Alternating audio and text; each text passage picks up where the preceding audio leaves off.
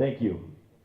Ladies and gentlemen, at this time, we ask that you please remain standing, remove your hats, and stand at attention as Dustin Honeyman sings our national anthem. Oh, say, can you see by the dawn's early light what so proudly we hailed at the twilight's last gleaming, whose broad stripes and bright stars through the perilous fight o'er the ramparts we watched were so gallantly streaming, and the rocket's red glare, the bombs bursting in air, gave proof through the night that our flag was still there. Oh, say, does that star-spangled banner yet wave o'er the land of the free and the home of the brave?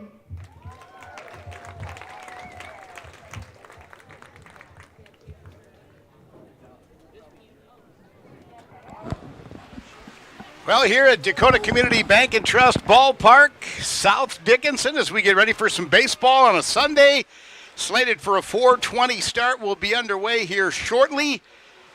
Nice day for baseball. 81 currently in the Queen City. Westerly winds about 17 and a gust of right around 25 miles an hour. The humidity down from where it was this morning, thank goodness. Only about 51% humidity right now. So pretty doggone comfortable for baseball, and we're happy to have you with us here on Consolidated Channel 18 as well as the Big Sticks YouTube page. So let's take a look at the starting lineups for these two teams. The visitors on the scoreboard. The Fremont Moo, after drubbing the Big Sticks last night 15-4, look to keep their winning ways going, and the Big Sticks look to get back to the way things were Friday night when they defeated the Moo in come-from-behind fashion 4-3. So for the Moo, Kanan Dodge will lead off, play shortstop. Batting second in their order will be the second baseman, Austin Baskin. Batting third, the center fielder, Zane Scansey. Batting cleanup, Bentley Bookout. Fifth batter in the order, a DH, Trey Nichols. Batting sixth for the Moo this afternoon, Zek Semayoa. He is the left fielder. Tyler Harrington, the third baseman, will bat seventh for the Moo today. And Jared Snyder bats eighth. He is the catcher defensively. Batting ninth, Evan Rowe, the right fielder. On the mound when the Moo were in the defensive phase, Evan Panjwani, and I hope I pronounced that correctly for his family and friends back home. Evan Panjwani on the mound for Fremont here today on a Sunday. Defensively for the Big Sticks, that's where they'll start, being the home team. Grayson Gifford on the mound. Jackson Fisher behind the plate. Over at third base is Alex Thurston. Cooper Dulick at shortstop today. Sean D at second, and Derek Calvillo will handle first base duties. Austin Bunn in left field, Cade Austinson in center, and in right field is Corey Brownson. The coaching staff for the Fremont Moo, Shea Bennett. He is assisted by Benjamin Asher and Cooper Morrison. For the Big Sticks, their coaching staff looks like this. Cam Johnson, the headman. Cameron Guevara, an assistant. And Jordan Price, also an assistant. Jordan, by the way, turned 30 yesterday. So if you know Jordan, make sure you give him a high five and give him a hard time as well. Yeah, I asked him, does he feel like 30 in a day? And he said, no, I just feel good at 30. I said, I wish I was 30, and that's where that ended. We're ready to get underway, and again, Grayson Gifford on the mound for the Big Sticks here this afternoon. Big Sticks in the middle of a 5-game homestand against the Fremont Moo. They'll also add 2 more games against the Gem City Bison at home. So 7 straight home games for the Big Sticks here in this stretch. And again, 5 of those against the Moo. And we are in game number 3 as we speak. Grayson Gifford out of Azusa Pacific calls Denver, Colorado home. He is a freshman. And so far this year, 1-2 with the record, 7.91 ERA. He's pitched in 9 games, is the pitcher of record in 3 of those. Started 1 game. This will be start number 2 for Mr. Grayson Gifford. He's allowed 22 hits, given up 11 walks. He struck out 19, and a total of 19 innings pitched. So Grayson Gifford gets his second start of the day for the Badlands Big Sticks as a right-handed hurler. He will face Kanan Dodge, which no change there. Dodge has been the leadoff man in the batting order from the for the Moo since this started on Friday night, and he a longtime Fremont Moo player. In fact, he I think his subtitle is Thorn in the Side of the Big Sticks. Grayson Gifford into the windup. First pitch, time 4:24 Mountain Daylight Time. It's a called strike to start the count, and here comes the 0-1 from Gifford, who works from the stretch. Here's a one-hopper over to third. It's handled cleanly by Alex Thurston. He tosses over to Calvillo at first, and there's one away just like that. 2 pitches, Gifford retires and out, and the Big Sticks trying to rebound from that loss yesterday, and I'll be brutally honest, the Big Sticks did not look good. And I spoke to some of the Big Sticks players and their coaching staff. They're going to put that in the rearview mirror. They're going to move on. Got to have a short memory at this point of the season. And again, one of those that you say, you know, it just wasn't our day. Second batter for the Moo this afternoon, Austin Baskin wears number 30 on his jersey. He is the second baseman defensively, or will be. And with 1 out, he takes a peek at ball 1 from Gifford. Grayson comes inside this time, worked the outside of the plate on the first one, called a ball. This one inside for ball 2. He threw 2 pitches to Kanan Dodge and retired him into a ground out. Now a 2-0 count for Austin Baskin, and we'll see if Baskin is patient and waits for a strike or if Gifford can get him to go after one. Here's the windup. That one came in high. Ball 3, we'll see if he's got the red or green light, which variety he might have from Coach Shea Bennett. We'll talk about the standings coming into this one. Big Sticks again won the Central Plains Division. There's a called strike 1. And obviously the red light for Austin Baskin. Now 3-1 from Gifford to Baskin. Bases empty, 1 away, top of the first inning on a Sunday. Glad to have you with us. Here comes the 3-1 from Gifford. That one high for ball 4. And Baskin has issued a free pass as he trots down to first. So a ground out and a walk so far for Grayson Gifford. Gifford talking to the infield on what they need to do here, hoping to twist the double play and get out of the inning rather quickly. Now the batter for the Moo is Zane Scansey out of Gig Harbor, Washington. Plays baseball for the University of Utah. Yes, a running Ute is Zane. He's got a runner on with 1 away, a battle of the righties, and Gifford checks the sign from the catcher Jackson Fisher behind the dish today. That one outside for a ball. Looked almost identical to the pitch that Grayson threw Austin Baskin in the very first pitch of his at-bat.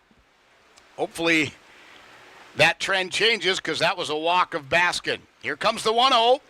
High for ball 2. Same result. Now Fisher wants to come out from behind the plate and talk things over with Grayson Gifford. And, you know, this is a little perplexing because the first batter, it was 2 nice pitches to Kanan Dodge, who grounded out, and all of a sudden, we're not throwing strikes like we were. So maybe that's what Jackson Fisher wanted to talk to Grayson Gifford about. Hopefully they've got the iron and they've wrinkled things out, or ironed things out, the wrinkles maybe, and we'll get back to it. But again, Zane Scansey, the 3-hitter in the order, the center fielder defensively, Now with a 2-0 count and a runner on first. And the Moo looking to get on the scoreboard first this afternoon. There's a called strike on Scansey. 2-1 the count now, and it didn't seem like it mattered who the pitcher was for the Big Sticks yesterday. The Moo were getting it done. They were on fire, and up and down their lineup, they played solid, fundamental baseball, and all the way around. Scansey turns on this one and drives it deep, and you can say goodbye to that one. It's Gonzo. Holy catfish, people. Wow. That was out of the park here, Dakota Community Bank and Trust Ballpark, like a rocket.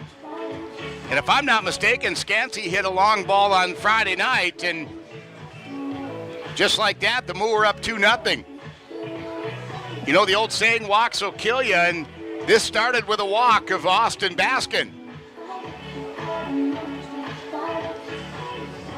So Baskin along for the ride. Scansey powers one over the left field wall, over the head of Austin Bunn out there, and Bunn just all he could do was turn and look, and one lucky fan is out chasing the ball, I think out in an alleyway or a street or a green area out there. First lefty of the batting order for the Moo, Bentley Bookout. The first baseman steps in. First pitch comes in high and tight on the inside for ball one. Gifford trying to shrug off that 2-run bomb.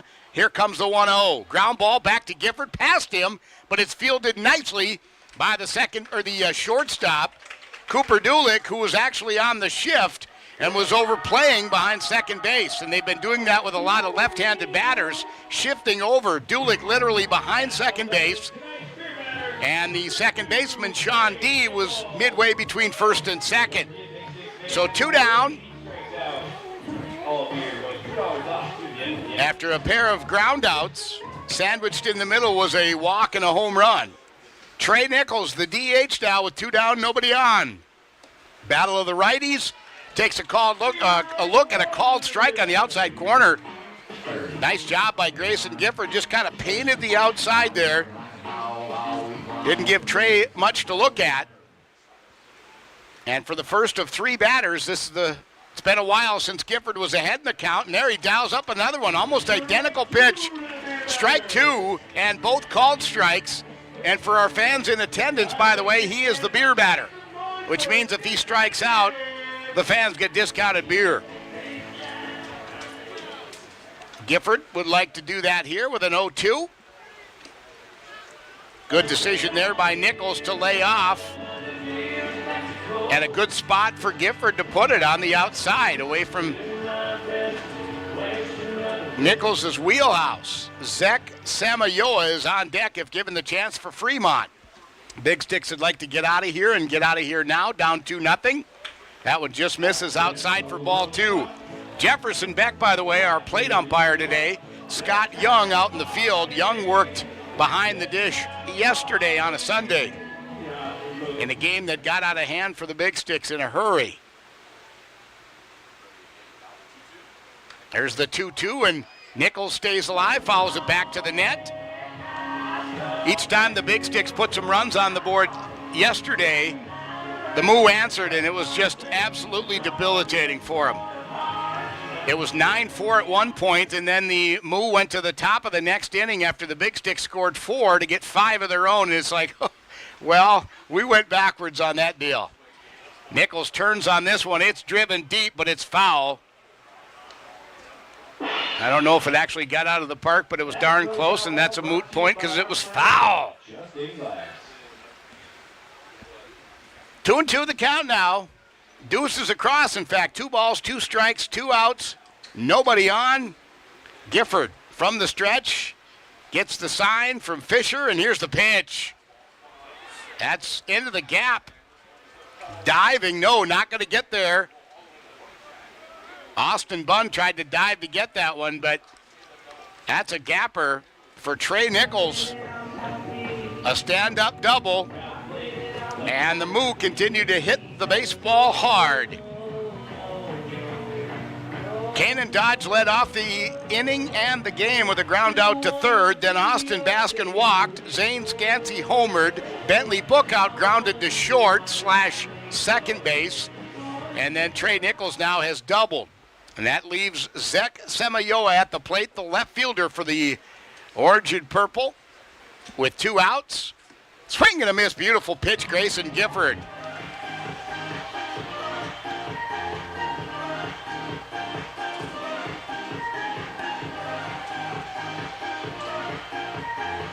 Again, we'll check the standings for the Independence League coming up here in just a bit.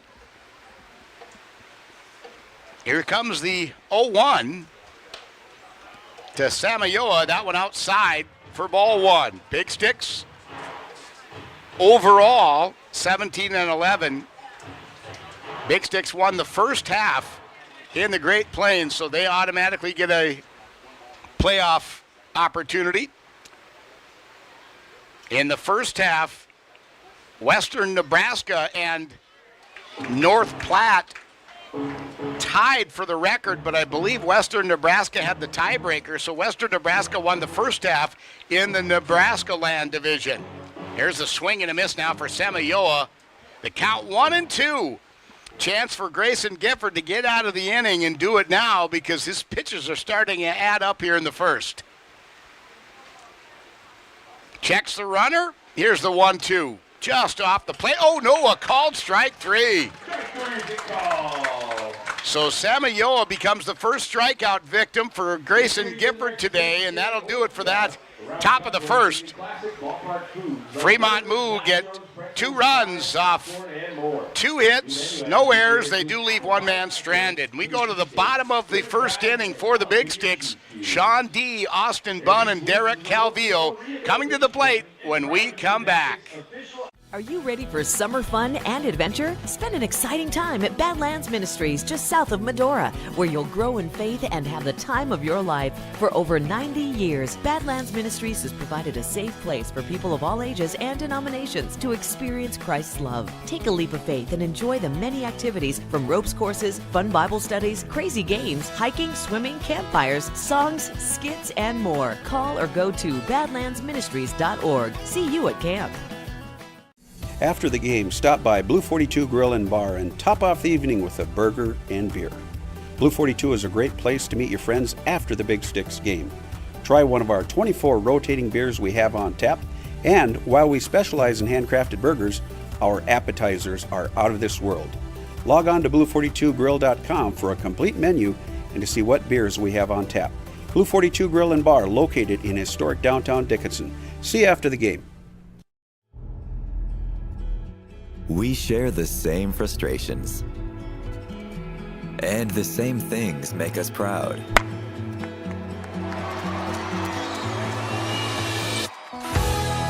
We witnessed their first smile together.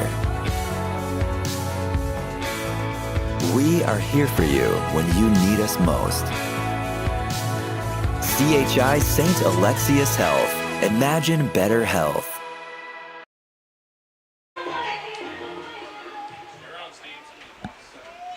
Back to the ballpark, and on the mound is Evan Panjwani for the Moo. He is 3-1 on the season.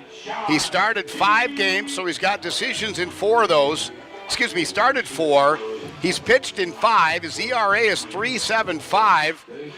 Given up 31 hits, struck out 19, and walked only 7 in 26 innings of work. He is definitely top-tier pitching for the Moo. He hails from Bluffton, South Carolina. Plays baseball for Long Island University, so that's kind of a strange concept. Home is South Carolina, plays baseball in New York, and then plays baseball in the summer in Nebraska.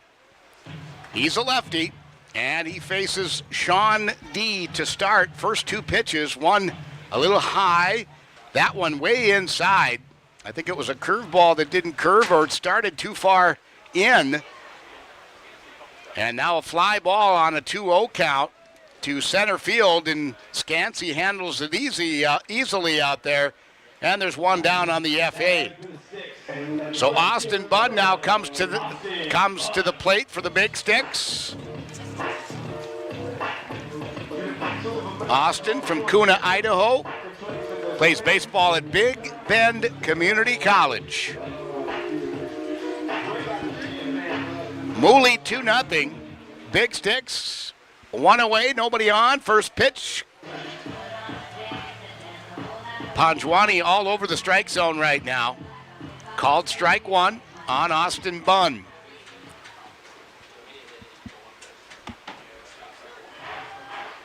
Back to the standings, the second half of the season. Big Sticks at 5-4. They're a game and a half back of the Sasquatch, who right now lead the Great Plains 7-3. And the Fremont Moo lead the Nebraska Land Division. And if this season continues, they'll be in playoff contention as well. And Austin Bunn has just been called out on strikes. Goes down looking. That's a tough pill to swallow. And the Big Sticks, 2 down and nobody on. One of the things about the Big Sticks, and I'm not trying to beat up on them after yesterday's loss, but they just looked disinterested yesterday. We'll see if that changes today. That one fouled off by Derek Calvillo. First offering. I was talking to Justin down in the press box last night, and I said, you know, Derek likes to go after that first pitch if it's close. There he fouls that one off. But at the same time, because there's a lot of batters that do that, and then there's a lot of batters that swing at just about anything. But Derek showed some really good patience last night and has all season. Waiting on pitches, making sure the pitcher comes back to the strike zone. In fact, I think he got a walk after falling behind in the count last night. That one a bit high. Calvillo laid off, thought about swinging.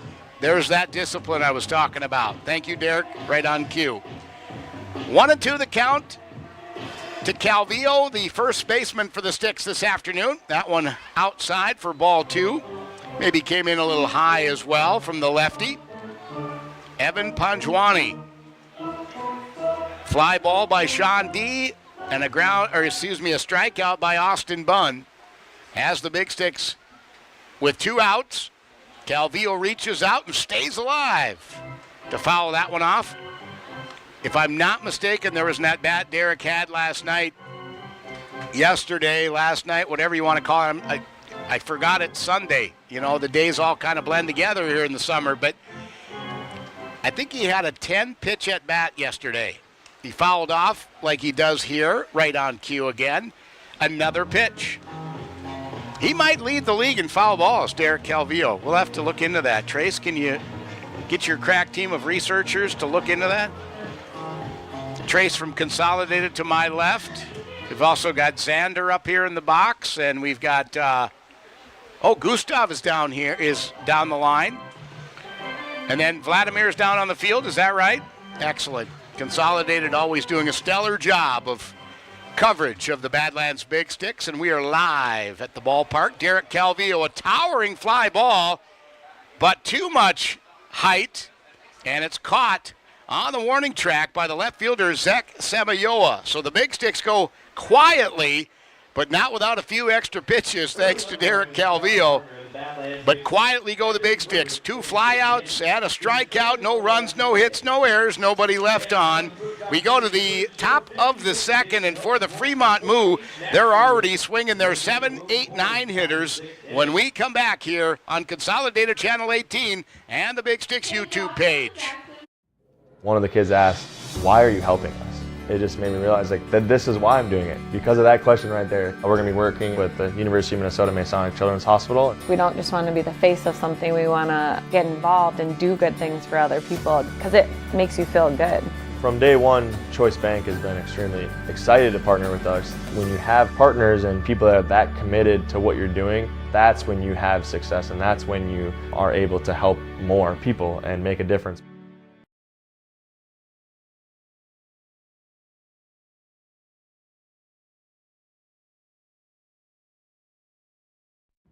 One of the kids asked, "Why?" It's been a difficult year for some of us, and Consolidated is here to help by providing the Affordable Connectivity Program to qualifying customers. If anyone in your household qualifies for certain government benefits, Consolidated may be able to reduce your current broadband bill by up to $30 a month. Visit acpbenefit.org to learn more and to see if you qualify. Consolidated. Reach the world from here.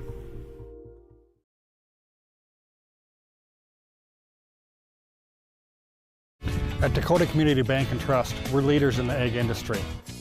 Our egg lenders grew up farming and ranching, and they understand egg operations. With our agribusiness lending experience, we can help you with your financing. We specialize in egg real estate, operating lines of credit, and cattle and machinery financing. To serve you, we need to hear you. So stop by your local Dakota Community Bank and Trust. At Dakota Community Bank and Trust, that's what we do.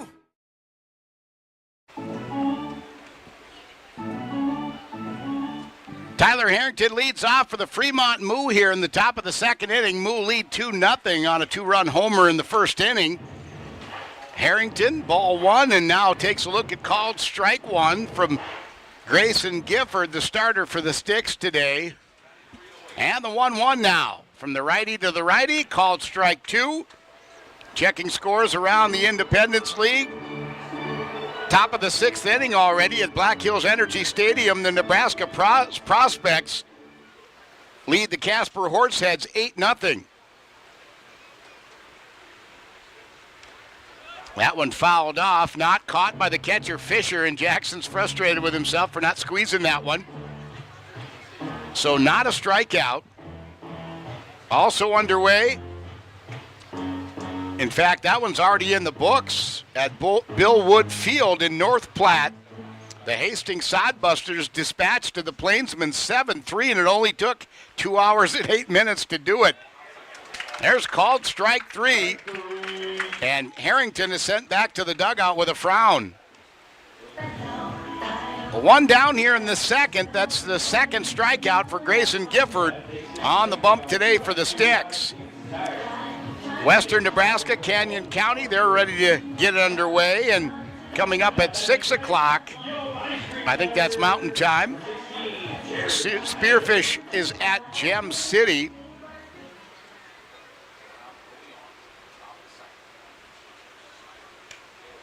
Oh, that looks like they were playing. Ooh, did that hit him or did it hit his bat?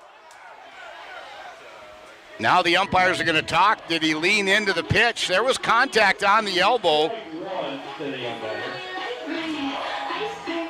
Fremont, again, leading the Big Sticks here 2-0.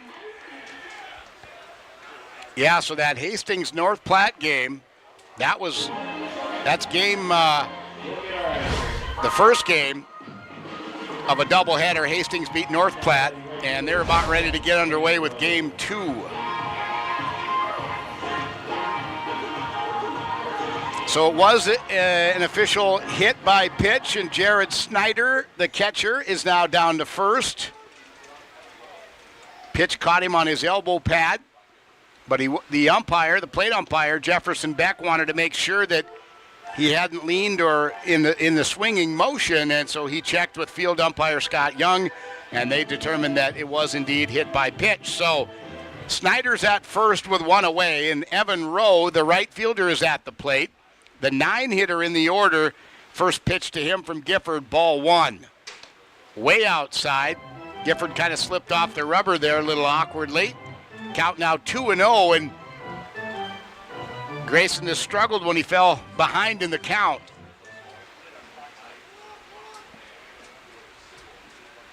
Here's the 2-0 now. Nice pitch from Gifford to get Rowe to go after it, who fouls it off out of play. So strike one now. It's 2-1 to Evan Rowe, and after that it's back to the top of the order in Kanan Dodge.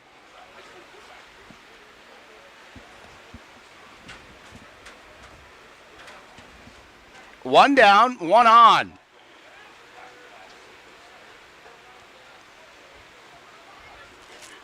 The throw over to first. Not in time. Tag put down by Calvillo, but Snyder back to the bag in time. Pickoff attempt unsuccessful. Here comes the 2-1. Now the throw down to first from the catcher, not in time. And that was a called strike two, so the count 2-2 to right-handed hitting Evan Rowe. Big Sticks could twist a double play to get out of the inning. We'll see if they can pull that off. Gifford now. 2-2, way outside, runner goes, throw goes as well, but Snyder got too quick of a jump. Even if that throws on the money, that's going to be tough. Time called as Snyder goes to get his elbow pad.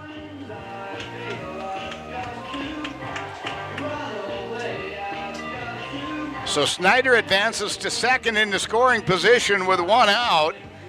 That last pitch was a ball, so we've got a full count here. And I mentioned it last inning. At the end of the inning, the pitches are starting to add up on Grayson Gifford. Here's the payoff pitch. Nice. Base ripped out to right field. Nice looking pitch, but good contact by Evan Rowe. He fought that one off and went the opposite way for a base rip. And that also moves Snyder over to third. So runners on the corners now. We'll see if the Moo are aggressive on the base path and maybe try a double steal. 2-0 Moo. We're in the top of the second. Harrington struck out to start the inning. Then Snyder got hit by a pitch. Rowe just now with a single. Runners on the corners. Back to the top of the order in Kane and Dodge. Dodge 0 for 1 today, grounded out to third. There's a called strike one on the outside corner, much to the chagrin of Kanan.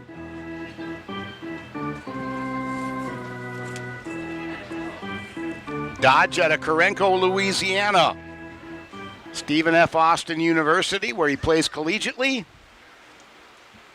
Gifford now into the motion. Here's the 0-1. That one came in high. Good spot to put that one if you want the batter to go after a bad pitch. But first of all, Dodge has good speed.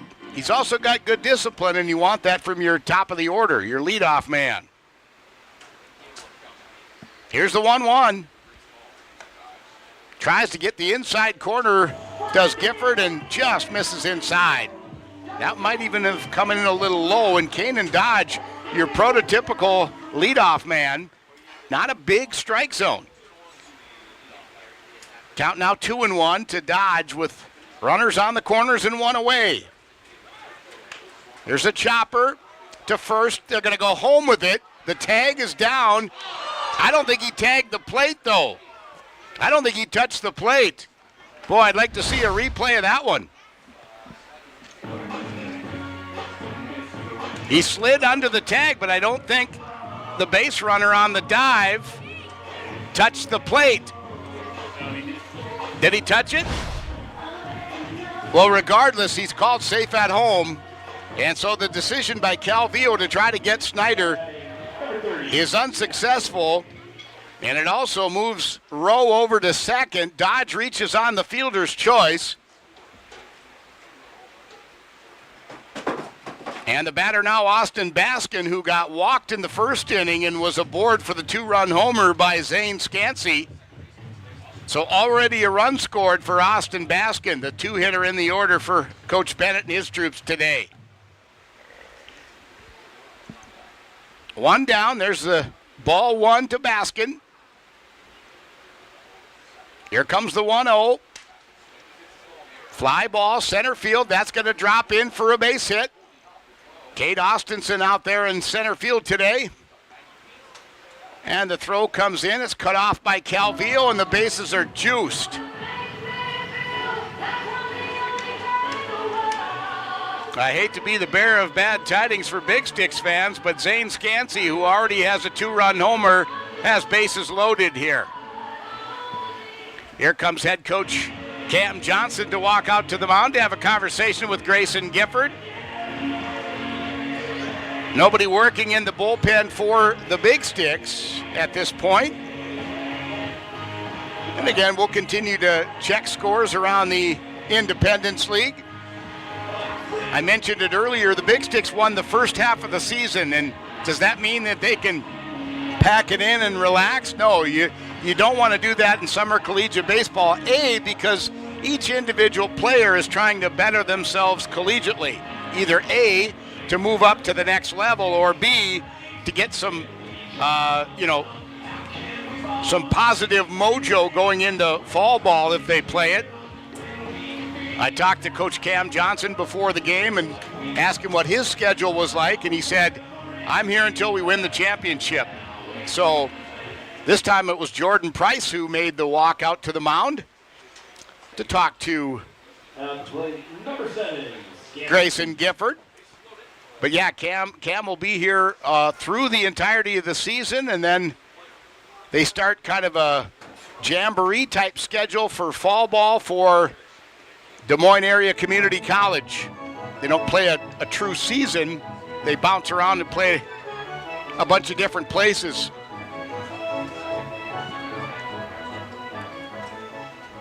Scansey at the plate with bases loaded. Already has a 2-run homer in his pocket today.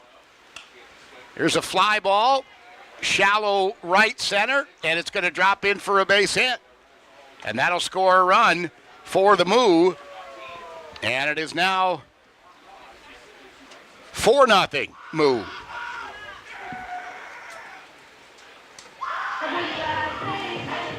So that'll score Evan Rowe from third. Dodge moves over to third. Baskin to second. Scansey now at first. Left-handed hitting Bentley Bookout at the plate. Bookout went yard on the Big Sticks last night. So they've got a lot of power in their lineup.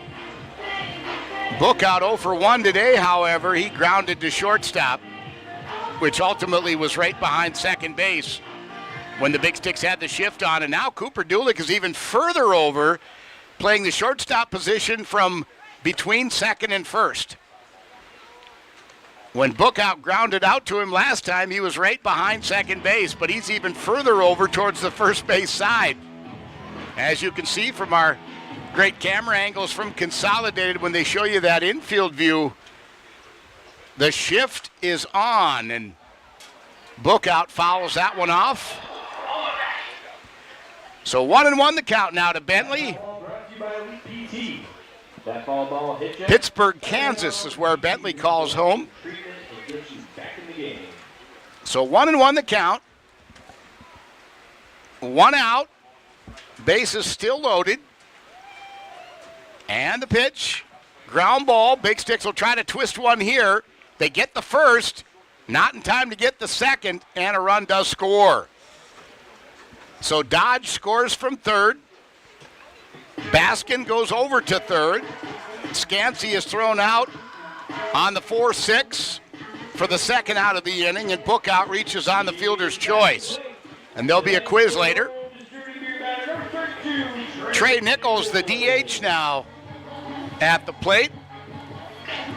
Nichols delivered with a double last time up. It didn't result in any runs, but he got himself in scoring position before being stranded last inning. That one sailed high, and if Nichols doesn't duck, bases are loaded, and Nichols' bell is ringing. That would have hit him right in the helmet if he didn't duck down. Teammates are probably saying, wear it. So 1-0 the count now to right-handed hitting Trey Nichols. Gifford trying to get out of it with any further damage. There's a swing and a miss. Nice looking pitch from Gifford just past the bat of Nichols, the DH today for the purple and orange. Again, Gifford working with Jackson Fisher behind the plate, catcher for the Sticks today. Comes the 1-1 now. Gifford trying to catch the outside corner. This one came in low, however. Calvillo at first, Sean D at second, Cooper Dulick short, Thurston at third, Bunn, Austinson, and Brownson, the outfielders for the Big Sticks from left to right. Here's the 2-1, fouled off by Nichols, and with first base empty, if I'm Grayson Gifford, I'm not worried about, I don't want a wild pitch because that'd score a run, but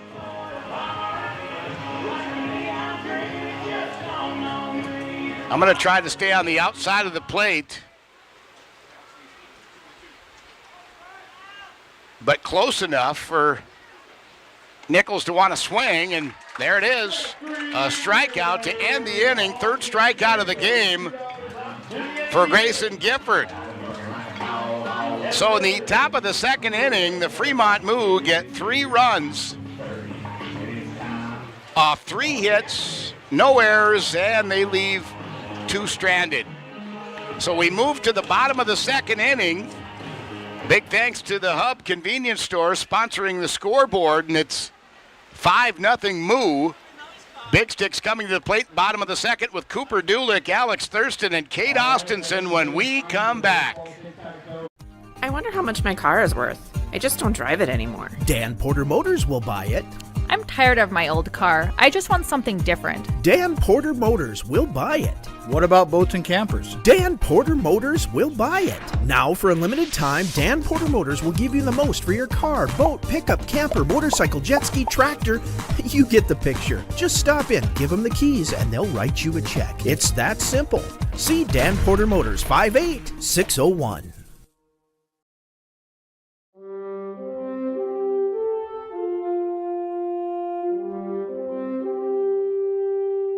Welcome to the 2021-2022 school year at Dickinson State University. The DSU Heritage Foundation is excited to bring the Blue Hawk Scholarship Fund to the DSU campus. The Blue Hawk Scholarship Fund is comprised of your general and sport-specific giving, named scholarships, advertising, sponsorship of athletic programs, endowments, and program greatest needs support. Made possible by you, the Blue Hawk Scholarship Fund and the DSU Heritage Foundation will award over $700,000 in athletic support for the 2021-2022 school year. Donate to the Blue Hawk Scholarship Fund today. Visit us online at dsuheritagefoundation.org and help support Blue Hawk athletes in the classroom, in competition, and in our community. Come soar with the Hawks.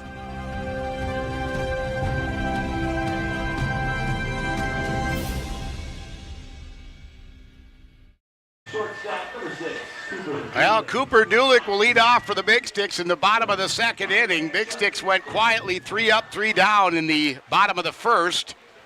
Meanwhile, back at the ranch, the Moo have already batted 14 batters today. The Big Sticks here in their half of the inning have only batted 3 to this point. Dulick takes a look at ball 1 and now called strike 1.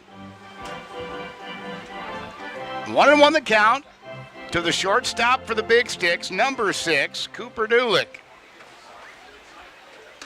That one outside, just off the plate. Cooper from Encinitas, California. MSU Billings is where he plays his collegiate baseball. Here comes the 2-1 now from the lefty, Panjwani, in a ground ball to short. Handled cleanly by Cannon Dodge, who tosses over to Bookout. First ground out for the Big Sticks. They flew out and struck out in the 1st inning. So 4 straight retired by Panjwani and his defense to start this one. Alex Thurston's walk-up song is welcome to the show, and Big Sticks would like to see that here from Alex. A base rip for Thurston would be nice, and that's exactly, he must have been listening. Delivers just over the head of a leaping shortstop, Cannon Dodge. Now, if Dodge was 6'12", he would have caught that. Trace is laughing. I got Trace going over here from Consolidated. By the way, Trace looked up the fact that they do not track records on who hits the most foul balls for the Independence League. But certainly Derek Calvillo's got to be up there, especially for the Big Sticks. So the Big Sticks have a man aboard. Thurston at first, who's got good wheels after his single to left center. Kate Austinson, the batter now. Back-to-back lefties in the batting order tonight. I just noticed that. Austinson followed by Brownson. Austinson called strike 1. Second pitch, he attempts to bunt and fouls it off, and Cade's in an 0-2 hole. Austinson plays baseball right here in Dickinson for the DSU Blue Hawks. Thurston, nothing flashy over at first as far as the lead goes. Bentley Bookout keeping an eye on him over there. That one way outside.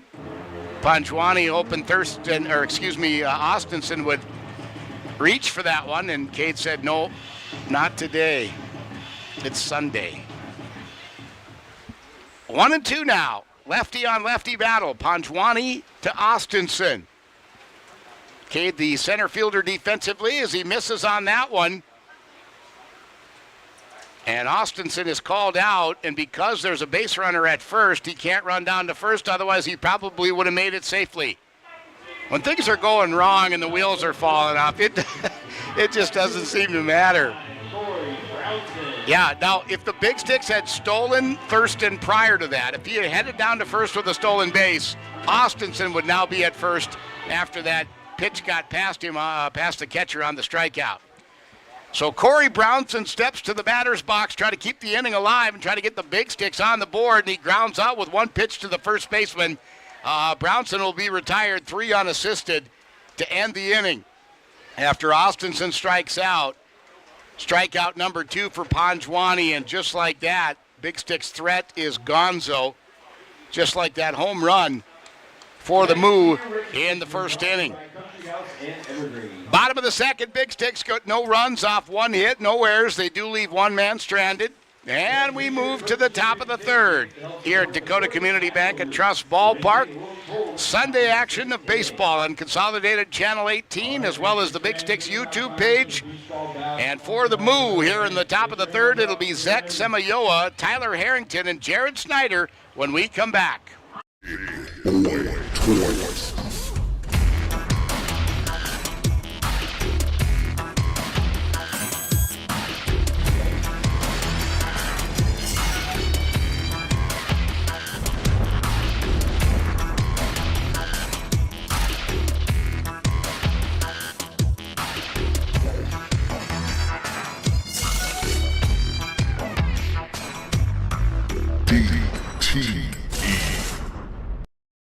It's more than an international nonprofit organization. The Fraternal Order of Eagles is all about people helping people. They donate more than $10 million a year to local communities, fundraisers, charities, and more. On the local level, the Eagles Club of Dickinson has been serving the community since 1940. They offer lunch specials Monday through Friday from 11 to 1:30. They also specialize in banquets, weddings, anniversaries, benefits, and more. Not a member yet? Stop down and visit them today. The Eagles Club in Dickinson. Call 701-483-3561.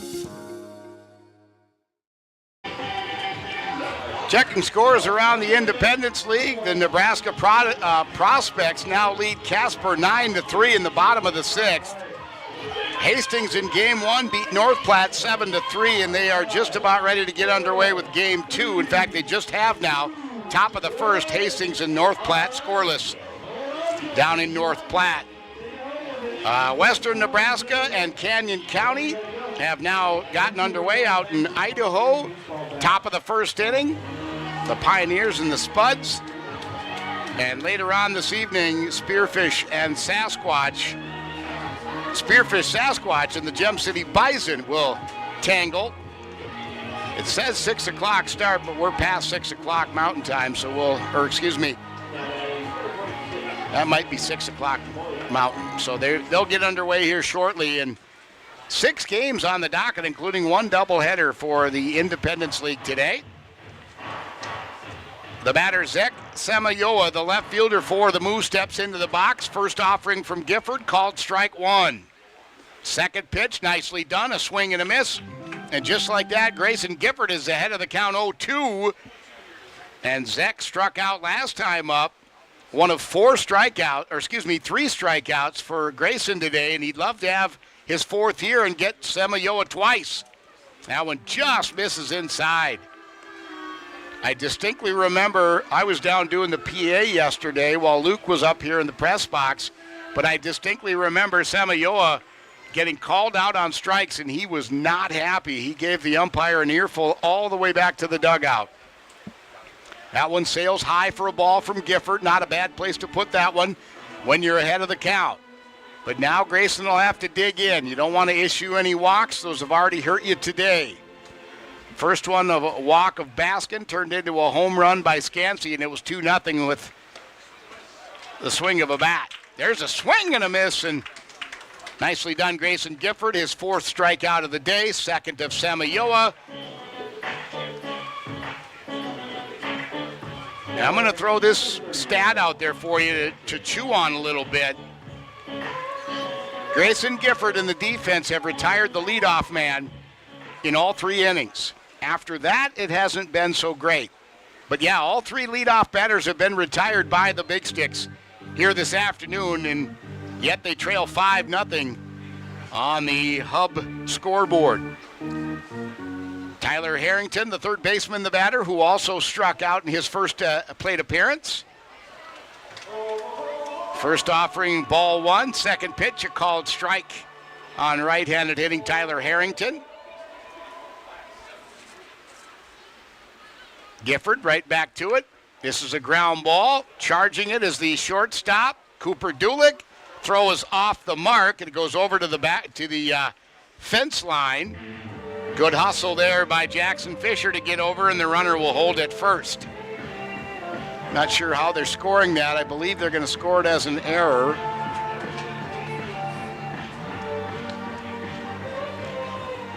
They scored it as an error. Can't really see through the net over here, so.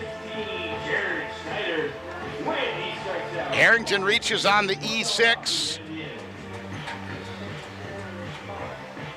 It's kind of been the way things go for the Big Sticks. They get the leadoff man in all 3 innings, but then the next batter always gets on base. A walk, a hit by pitch, and now an error. I don't know, some strange situations playing out here.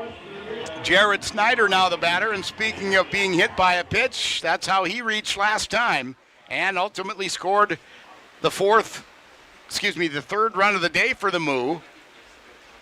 That one low and outside by Gifford. It's been the top of the order and the bottom of the order scoring runs, and sandwiched in the middle, no run output, if you will. Baskin has a run, Scansey has a run, Dodge has a run, the top 3 batters. Bottom of the order, 8 and 9, Snyder and Rowe have each contributed with a run of their own. So Snyder, after a pickoff attempt at first, now with a 1-1 count. Gifford. Nope. Timeout called by the plate umpire. Again, Samayoa started the inning with a strikeout. And Tyler Harrington just reached on an error, and that's where he's at first base now. Snyder at the plate, and another pickoff attempt. And Evan Rowe is on deck, and Rowe is a single and a run scored in his pocket today. Here comes the 1-1. Just missing, maybe came in high.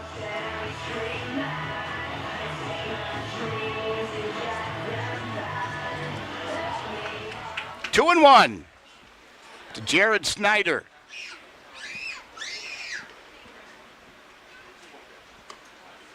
Snyder out of Highland, California.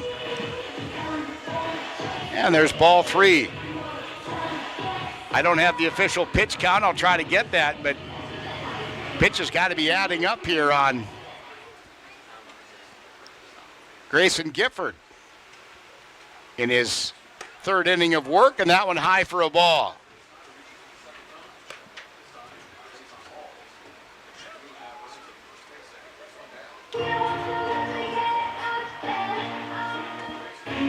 Now meeting on the mound, head coach Cam Johnson. The infield will gather around Grayson Gifford, and Gifford's done for the day, it appears.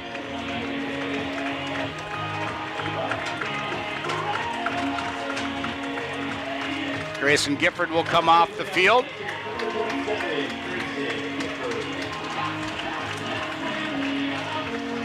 Top of the third inning.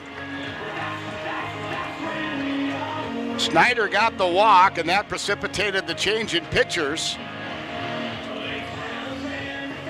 So Samayoa struck out, Harrington reached on an error, and Snyder is now walked, which means the Moo have multiple base runners on. Again, this is the third inning in a row they've done that, where the Big Sticks have had one base runner in 2 innings of batting.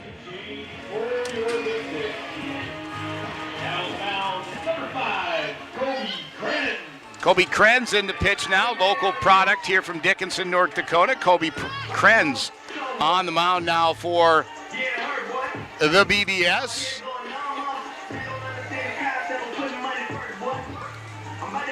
We're going to take a quick timeout, then we'll come back right after this.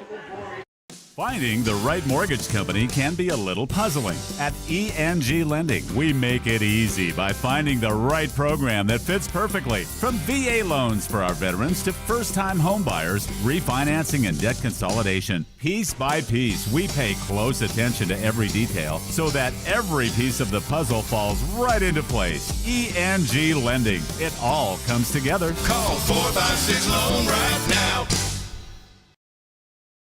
Challenges and struggles are part of everyday life for all of us. At Infinity Real Estate Group, we don't back down and we take it all in stride. Okay, don't move. I've done this before. My turn. In these struggles, there are no mistakes, only life lessons. We may not be that good at some things, but we do excel in real estate. We are Infinity Real Estate Group. Experience the Infinity way. At Justin Glass, they specialize in window replacement and repair while keeping the structure and safety of the vehicle intact. With over 20 years of experience, Justin Glass works with all insurance companies and have the best cash prices in town. Looking for something fun? Stop by next door and enjoy a round of golf and a beverage with your friends in their golf simulator. Drive by the rest, then come to the best, Justin Glass. Kobe Krenz, the new pitcher for the Big Sticks, and he'll face Evan Rowe, the 9-hitter, first. With runners on first and second and only one out. That's what Kobe inherits here.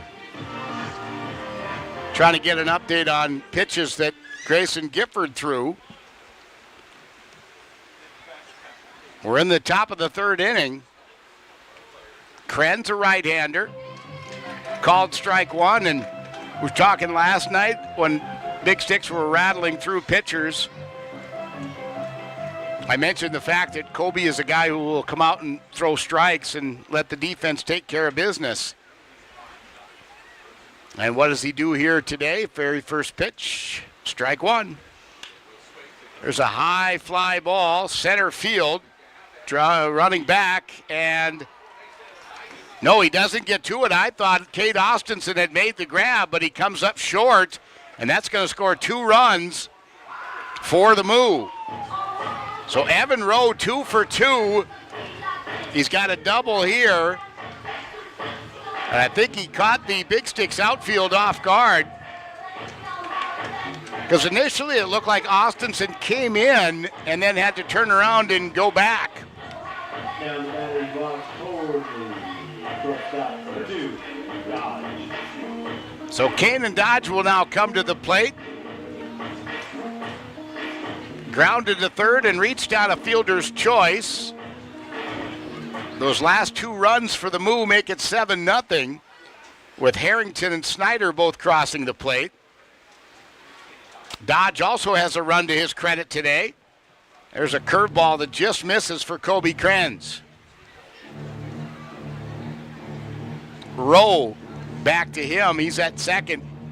2 for 2 today with a single and a double. Here's the 1-0 to Kane and Dodge. That one a bit high.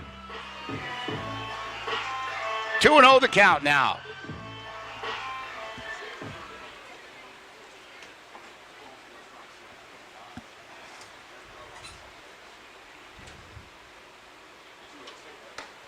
That one called strike one on Dodge. It catches the outside corner.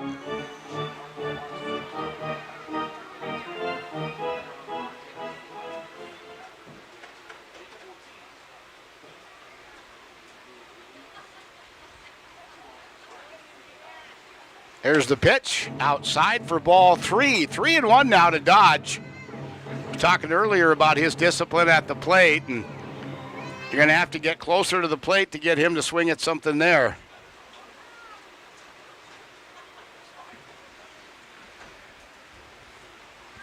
Here's the 3-1. Same spot, same result, and Kobe struggling a little bit right now to find the strike zone. In fact, when he missed, I think 3 of the 4, if not all 4, were on the outside, and usually 3 of them were way outside.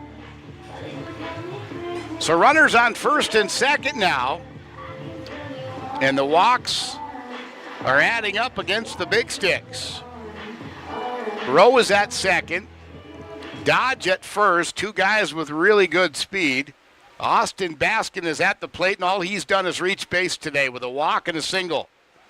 High for ball 1 from Kobe Krenz. I think I jinxed myself talking about Kobe throwing strikes. So 1-0 now to right-handed hitting Baskin with Scansey on deck, and he's a whole nother story today from the plate. He's just been tearing the Big Sticks up. That one outside for ball 2. 6 of the last 7 pitches Kobe has thrown have been balls. So we'll see if he can straighten that out against Baskin here. Here comes the 2-0. High fly ball, center field, caught. And there's 2 down. On the F8, Baskin is retired, leaving Zane Scansey to the plate with 2 down and 2 on. Scansey, a home run, a 2-run shot in the first inning. He batted again in the second and singled. And yes, he is batting 3 innings in a row, just like Dodge and Baskin. And he's got runners on. See if Kobe can dial up the right combo with Jackson Fisher, the catcher, to get Scansey out. This has been Scansey's best batting of the series so far here in Dickinson. Here's the 1-0. That one high for ball 2. 2-0 the count now. Cleanup hitting Bentley Book out, a lefty on deck.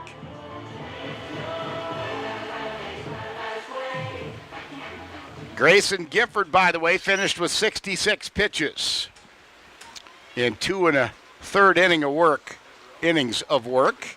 There's a foul ball, nice looking pitch from Kobe. Scansey fouls it off. The count now 2-1. And I don't want to get the cart before the horse or be premature in any way, but the Big Sticks trailed big yesterday.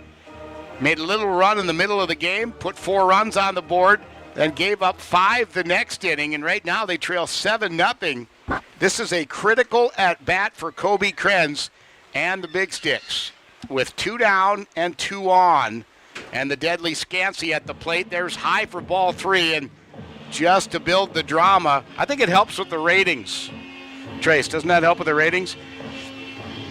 Ratings are skyrocketing right now at Consolidated Channel 18 because the count is 3-1. Actually, a full count would build a little more.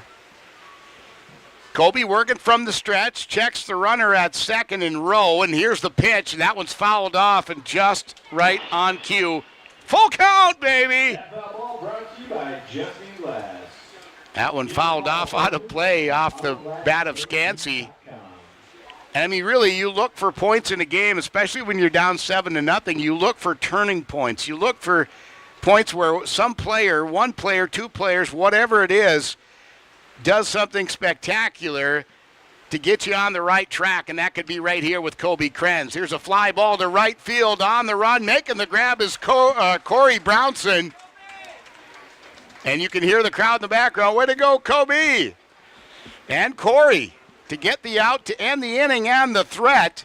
However, the Moo do get 2 on the board here in the third, and they lead by a touchdown and an extra point, 7-0.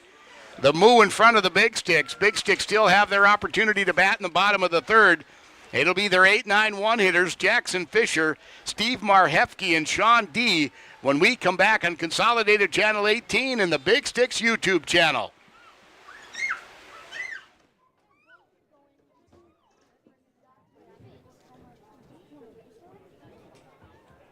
Fans, please direct your attention to the field for our ENG Lending Military Veteran Recognition.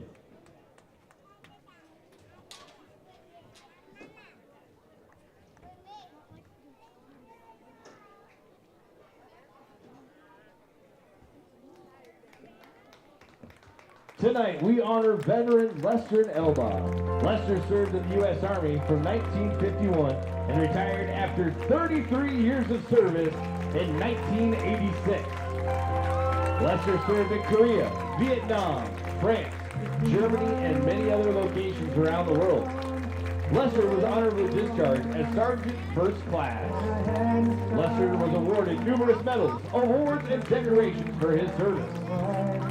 Lester lives in Dickinson with his daughter Rebecca and grandchildren and great-grandchildren. On behalf of the Badlands Big Six, E&G Lending, and our great community, thank you, Lester, for your service and sacrifice for our country.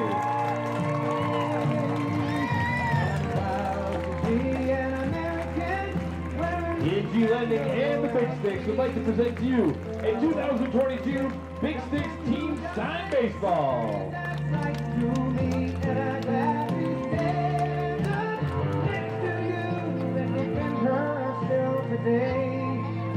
There ain't no doubt I love this land. God bless the USA.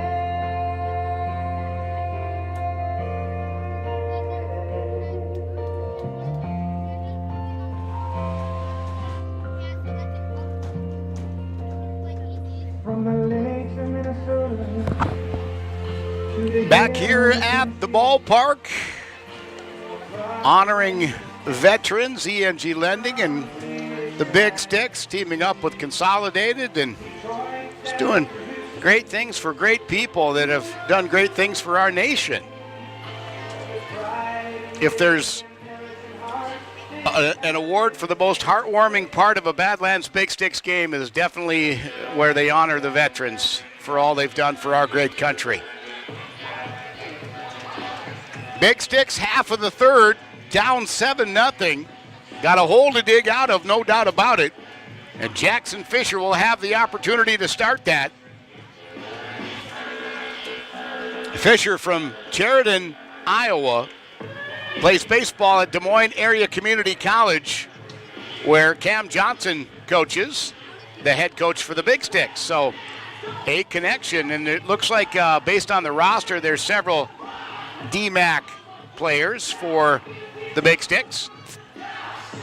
And the lefty Panjwani continues to pitch and pitch very well. Again, in comparison, the Moo leading out for the Big Sticks. Number 4. The Moo have batted twice through the lineup, and 3 batters in addition to that. And the Big Sticks have yet to get through their batting order. They will here, thank goodness. But, boy, I'd like to see the Big Sticks, send some batters to the plate. Fisher on a one-hop to the shortstop. Dodge casts it over to first. Bookout makes the grab, and there's one away just like that with one pitch. Now batting for the Big Sticks, tonight, DH number 19. Big Sticks have had one base runner here this afternoon. They've flown out twice. They've grounded out 3 times, twice to shortstop, and they've struck out twice.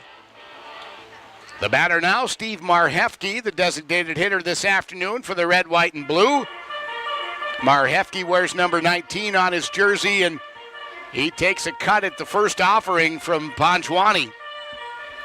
Unsuccessfully, however, and here comes the 0-1. Evan not wasting any time between pitches. He is right back on the mound and ready to go. And there's strike 2. So Marhefke, and if I'm not mistaken, Marhefke had a pair of hits last night for the Big Sticks. Did not start the game, but he finished the game, and swing and a miss. 3 straight pitches, 3 straight swings and misses for Marhefke, and boy, Panjwani is dealing. Oh my goodness, 3rd strikeout of the day. None more impressive than that. He's retired the last 4 batters. He and his defense has Panjwani.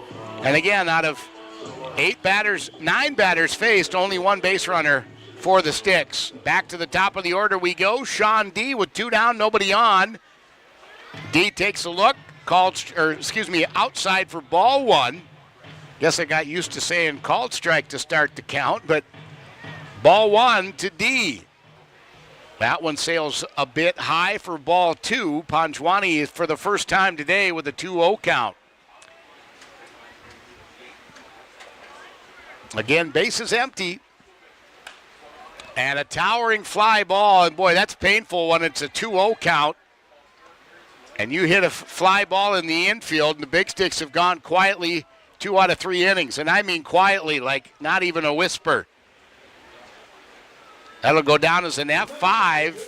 3 up, 3 down. No runs, no hits, no errors. Nobody left on after 3 complete. It is the Fremont Moose 7, Big Sticks nothing. And we'll check the scoreboard around the Independence League when we come back here on Consolidated Channel 18 and the Big Sticks YouTube channel. Now more than ever, your safety depends on choosing the right body shop to repair your vehicle. Unfortunately, not every body shop makes the investment to stay current. The technicians at Legend Auto Body of Dickinson are certified in the latest auto body repair techniques. And we use eco-friendly Sikkens paint for the best possible finish on your vehicle. We're also certified with most major insurance companies to return your frame or finish back to its original condition. For a job done right, call Legend Auto Body today. Digging it, the 811 game. Will you play by the rules? Choose your location. City home. Choose your project. Fence. Let's get started. Sure you're ready? Continue. Hold on. There's a whole network of utilities starting just inches underground. Call before you dig, or it could be game over. Stay on top of your game. Call 811 or visit nd1call.com. Back to Dakota Community Bank and Trust Ballpark here on a Sunday afternoon. Big Sticks trailing 7-0. Let's check scores around the Independence League. Again, the doubleheader, Hastings and North Platte. Hastings won the first one 7-3, and they're just underway. Bottom of the second, scoreless in Game 2 between the Sodbusters and the Plainsmen. Nebraska Prospects beaten up on the Casper Horseheads in Casper. Top of the 8th, 12-4. Western Nebraska leads Canyon County 2-0 in the top of the second. And no score reported yet on Spearfish and Gem City. Kobe Krenz back out on the mound for the Big Sticks. He starts the top of the 4th inning as he faces Bentley Bookout.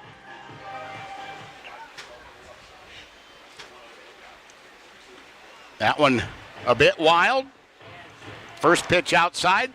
Second pitch wild and inside. 2-0 now to Bookout.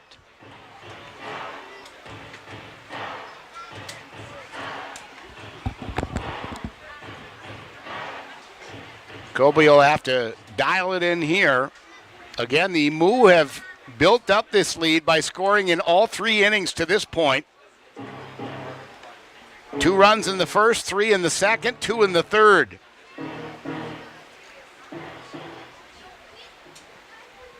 Lightbulb's getting some activity on the Moo side of the scoreboard today, and Bookout now delivers with a base hit. That's in the gap to right center. Bookout is on his horse and headed for second. A stand-up double. Austinson may have bobbled it out there, but it didn't hurt the Big Sticks. He went to pick it up off the base of the fence. And luckily it didn't hurt the Big Sticks, and Bentley is at second, a stand-up double.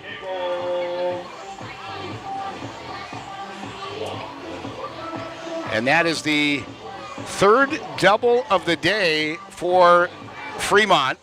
They've also had a home run, so 4 multiple base hits for the orange and purple.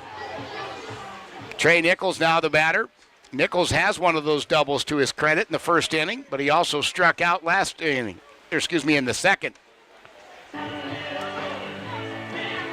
First offering from Kobe Krenz here. Ball 1 on the outside, maybe a tad high as well. Here comes Cam Johnson out to visit Kobe Krenz. A meeting on the mound, again with Bookout at second. Top of the 4th inning. The Moo with 7 runs.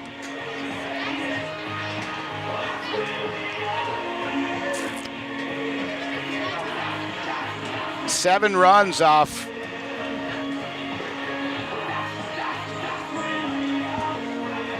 seven hits, one Big Sticks error, and the move stranded 5. So things could be worse if you were looking at the scoreboard in that fashion. Yeah, they stranded 5 batters. Big Sticks have stranded 1 and have yet to put anything. No skinny number on the board, no crooked numbers either. Just big round zeros. Want to know the count to Trey Nichols after the mound visit. Krenz working from the stretch with a lone base runner at second and Bookout.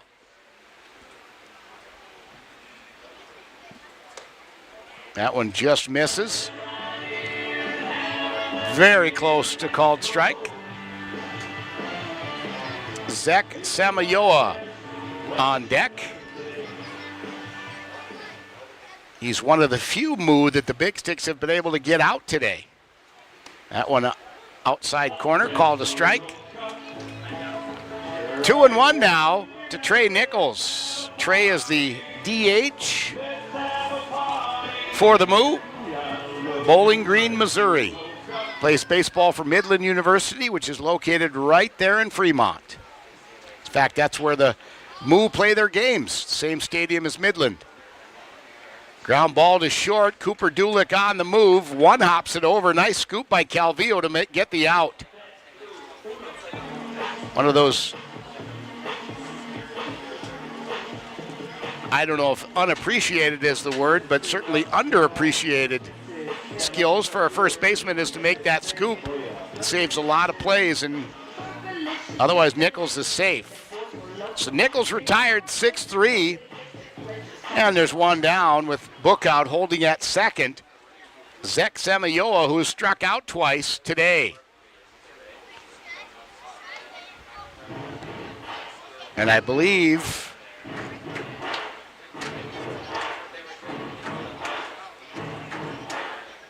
it was Grayson Gifford getting both the strikeouts of Samayoa. So this is the first time that Kobe Krenz has faced him. And it's a high fly ball. Looks like it's going to stay in the infield. Second baseman Sean D over there makes the grab, and there's 2 away.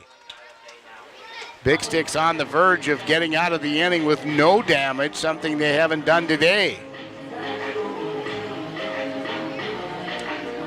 So a ground out and a fly out for the Moo in their last 2 at-bats after Bookout led off the inning with a double. Tyler Harrington now comes to the plate. He's 0 for 2 today, struck out and reached on an error. That one fouled off by Harrington, and Kobe Krenz is ahead of the count. I always think it's goes without saying that that's good, right? You want to be ahead of the count, but it's so important, especially at this level. We talked earlier about how walks kill you, and they've hurt the Big Sticks today, especially in the early going. Here's the 0-1, ground ball past the pitcher, caught by Dulick, the shortstop, the throw to first, and there you go. The Big Sticks get out of the inning with no runs on the board for the Moo.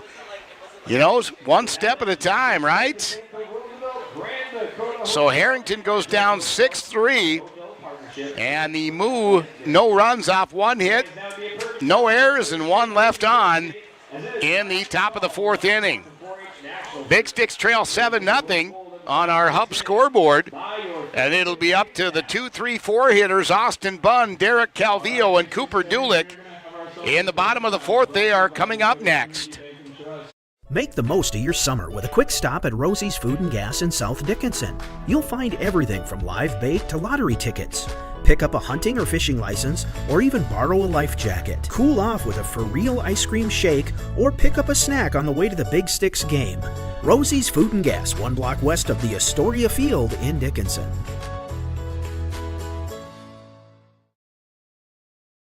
Favorite thing about my street? My co-op. It isn't just about electricity. It's about power. The power of information. About safety. Efficiency. Technology. I am the co-op. I am the co-op. And the co-op is me.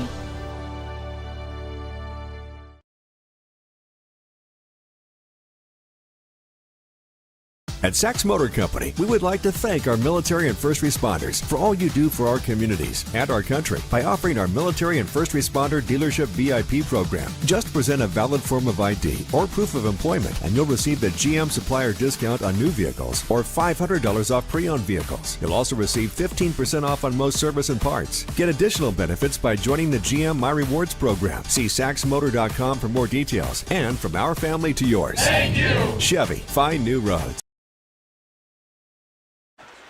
Big Sticks, half of the fourth.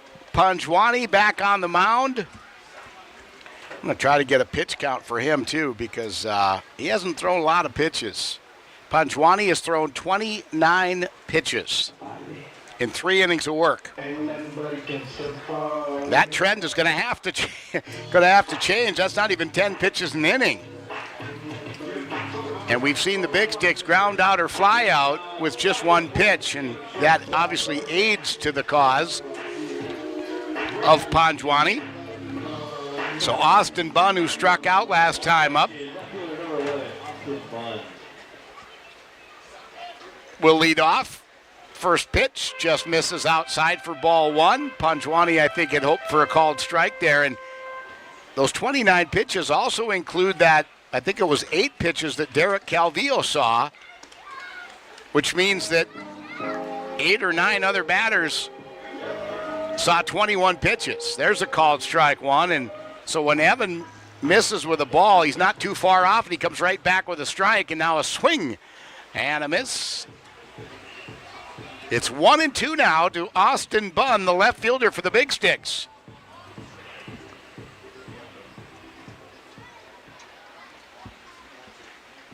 That one fouled off. Bunn stays alive, and Panjwani was thinking he might have had the strikeout there, but Austin Bunn fooled his fun. So 1-2, the count stays. 7-0. Moo. Game 3 of 5 in this long series. That one also fouled off, and now Austin Bunn is trying to keep up with Derek Calvillo in the foul ball department. Speaking of which, speaking of whom, Derek Calvillo is on deck for the Big Sticks. So we'll try the 1-2 thing again. High for ball 2, good eye by Austin Bunn.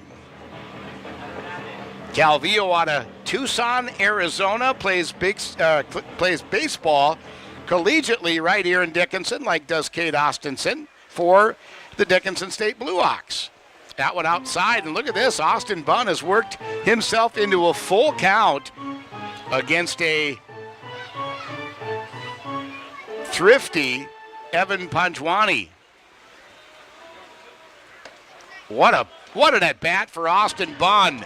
And a walk, the first issued by Panjwani today. The only other base runner the Big Sticks have had was Alex Thurston when he singled in the second. So a leadoff walk for the Big Sticks, and that's the first time today that they've had the leadoff man aboard. Could the trend, could the pendulum be swinging the way of the Big Sticks? We'll see.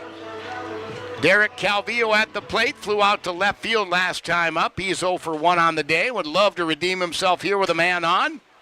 That pitch came in high, but called a strike. Wow.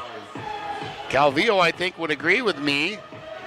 I mean, we've got a great vantage point up here, and sometimes it's a little skewed because we can't see where exactly the pitch came in height-wise, but that just looked like it came in high for Calvillo. That one low in the dirt from Panjwani, and 1-1 the count now. Nobody out. Austin Bunn at first, Cooper Dulick on deck. Big Sticks, 3 up, 3 down in the first and third, and that single mention I mentioned by Alex Thurston was in the second inning. That was the only time they had a base runner prior to that walk. And here's a check swing, ground ball. Calvillo hustles down to first. First baseman Book out, taps the bag to get the out. It does move the runner over to second in Austin Bunn, so Derek does his job. It was almost, well, I guess it's not even almost, it was an accident because he checked the swing. And The ball came off and it actually stayed in play. Initially, I thought it was going foul, but it stayed in play. And now Cooper Dulick is at the plate with one down and one on. Dulick grounded to short last time up. That one comes inside for a ball.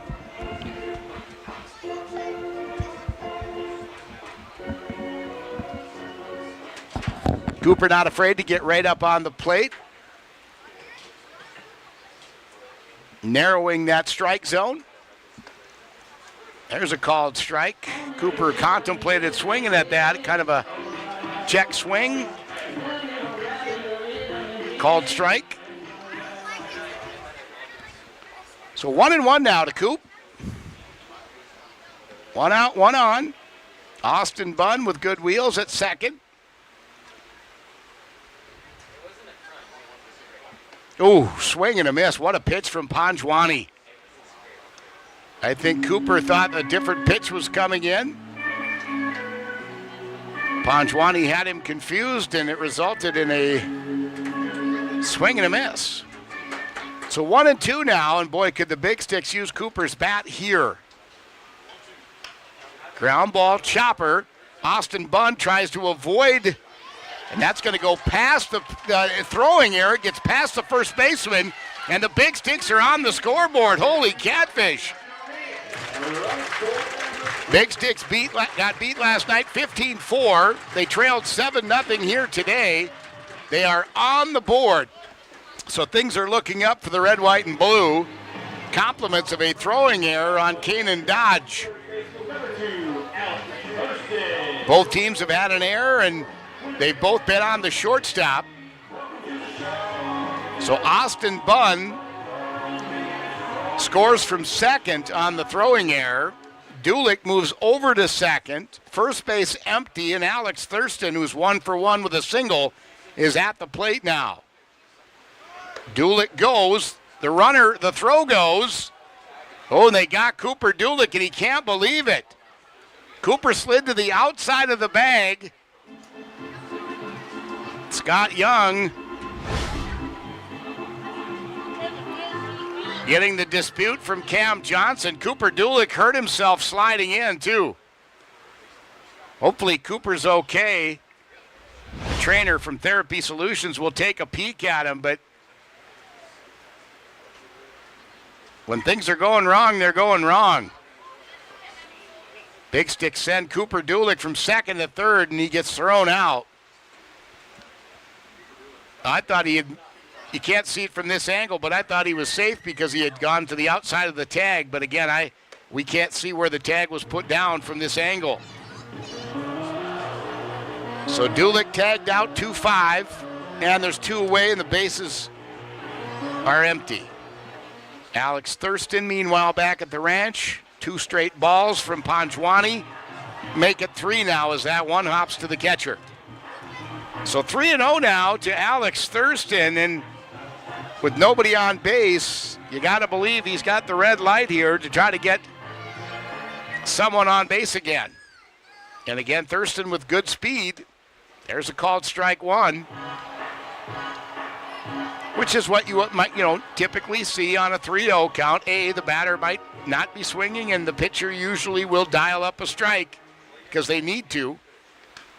Thurston fouls that one off, and this is one of those cases where you go from seeing a guy at first with a walk, and then all of a sudden it's a full count. Now the pressure's on the batter, not as much on Panjwani, the pitcher.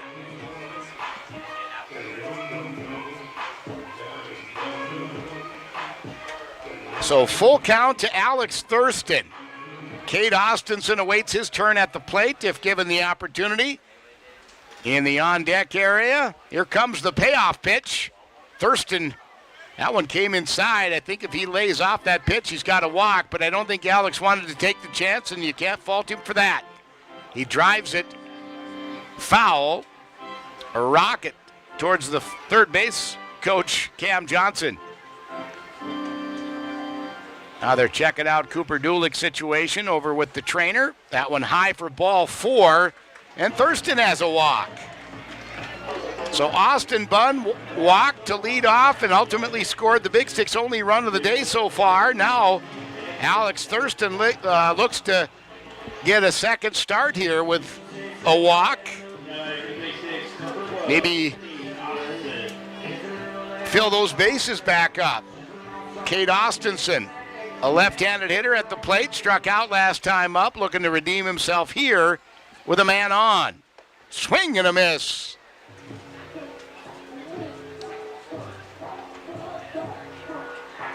Austinson went after that one. Just had a bad angle on the pitch. Again, this is a lefty-lefty battle here. Decent lead for Thurston at first, and about the time I say that, Panjwani recognizes it and throws over to Bentley. Book out. Thurston back safely. So the pickoff attempt, a token gesture. 0-1 the count now. Panjwani to Austinson. High fly ball. Coming in. Is that going to drop in? It does. It drops in for a base hit right in the third baseline. Inside the chalk. Cam Johnson looks frustrated down at third. I'm not sure who he was frustrated with, some base running.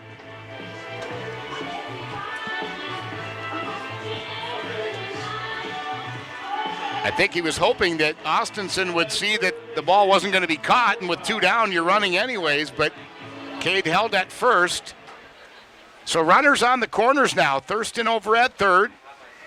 Austinson at first. Back-to-back lefties here. Corey Brownson, who was the hero on Friday night with a walk-off single, a two-run single, give the Big Sticks the win, 4-3 on Friday night. Corey's at the plate. Corey grounded to the first baseman, and if I'm not mistaken, it was with one pitch last time up. First meeting of the minds on the pitcher's mound for the Fremont Moo.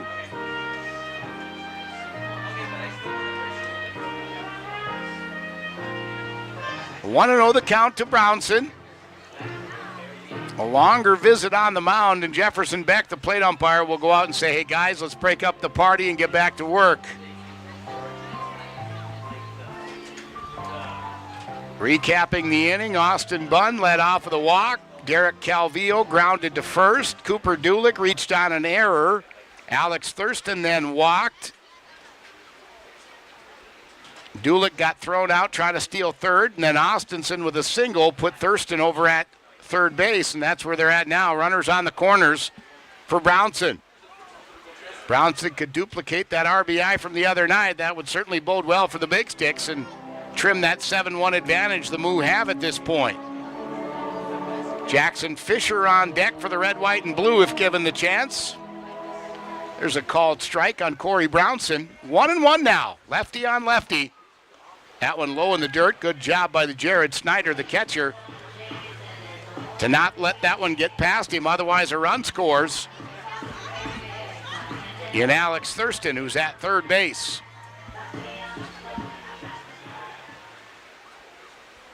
So 2-1 to Brownson. There's called strike two.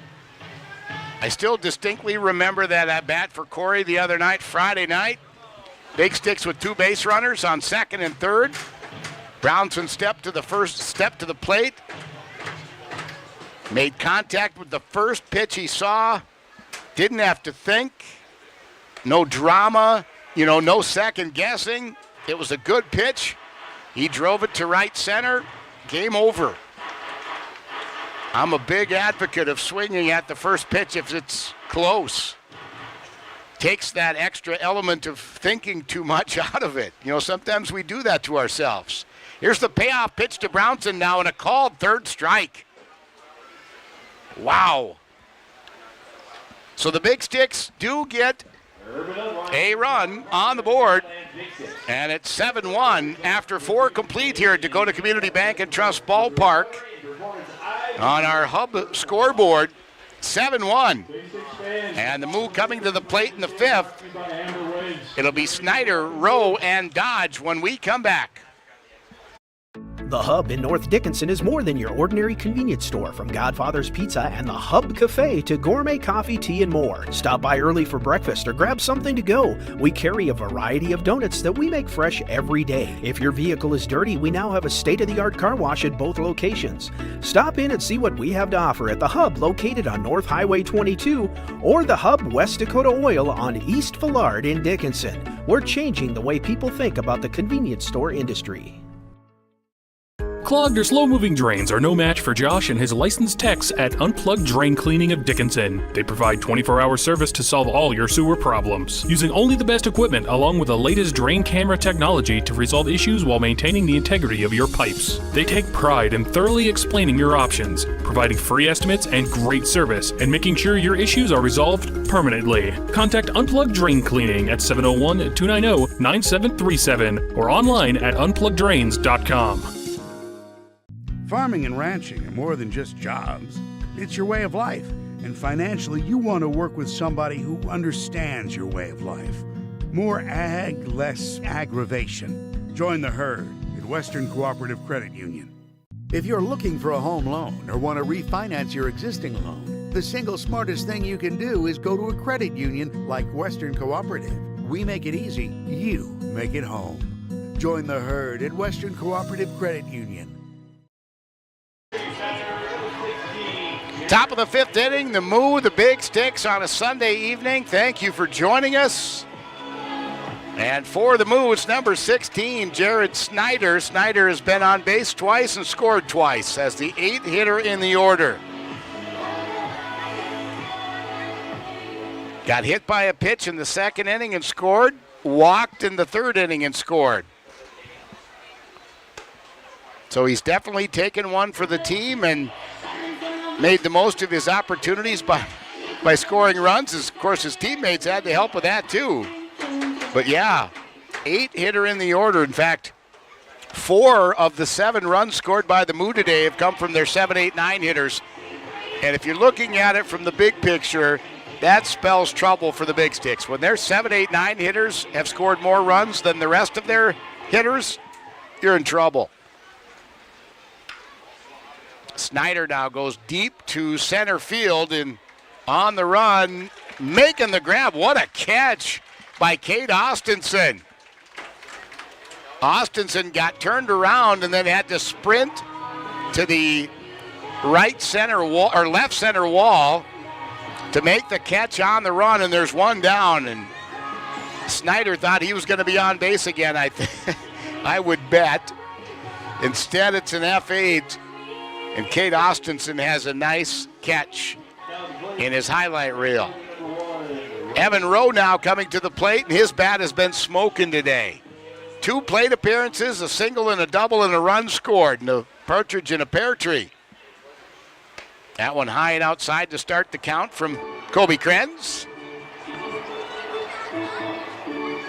Krenz in his second full inning of work, came in the third with 1 down. Here's a ground ball towards second.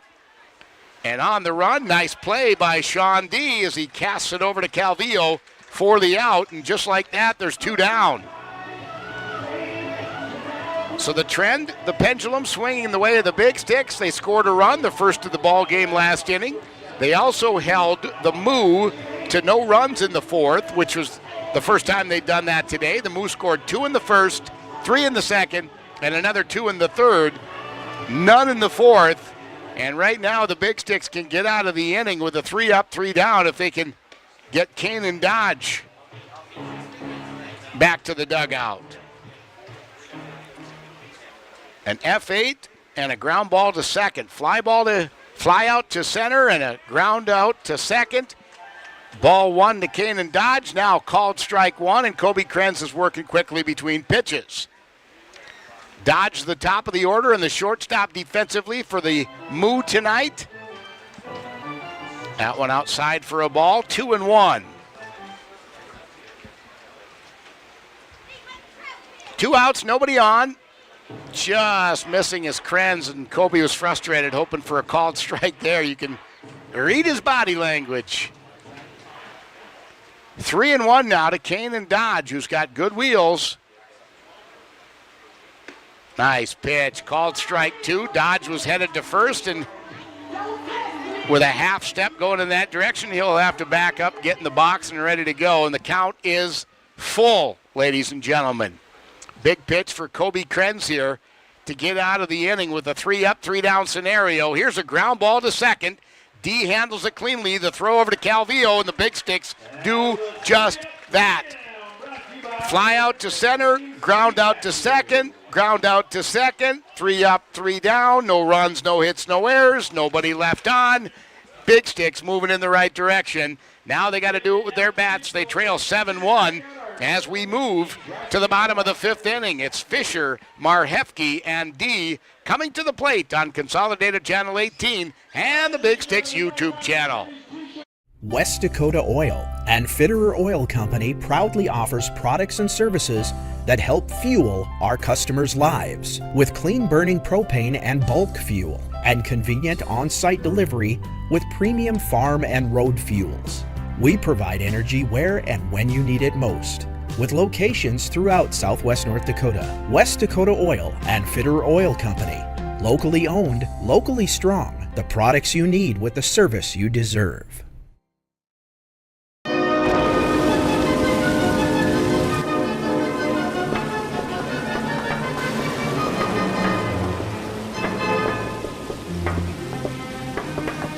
If you have a ding, give me a ring. Western Dent fixes minor dents without painting. Visit our shop or call us for mobile service. For a free estimate, call Western Dent in Dickinson at 260-2803, your paintless dent repair specialist.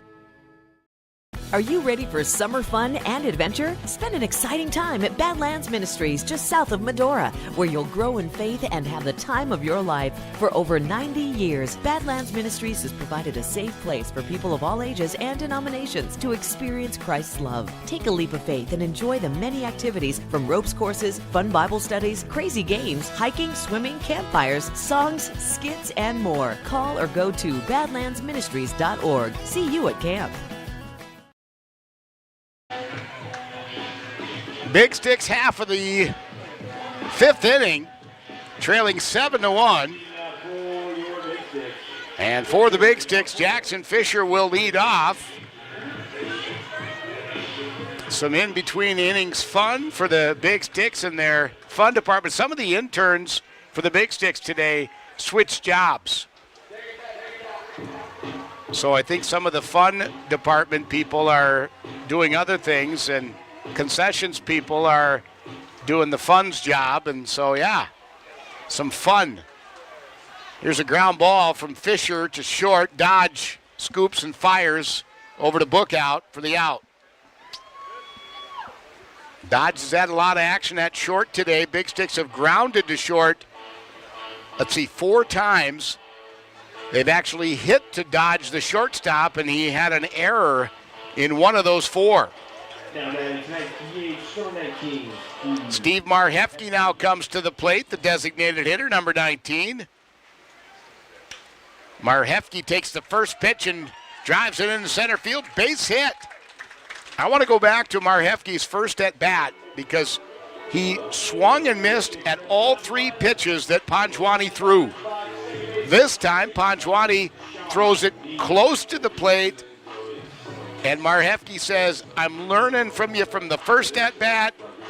I'm fighting this off, and I'm driving it to center, base hit. Nicely done, Steve Marhefke. So 1 down, 1 on, Big Sticks action, bottom of the 5th inning. Sean D, top of the order. He's flown out twice, once to center and once to third base.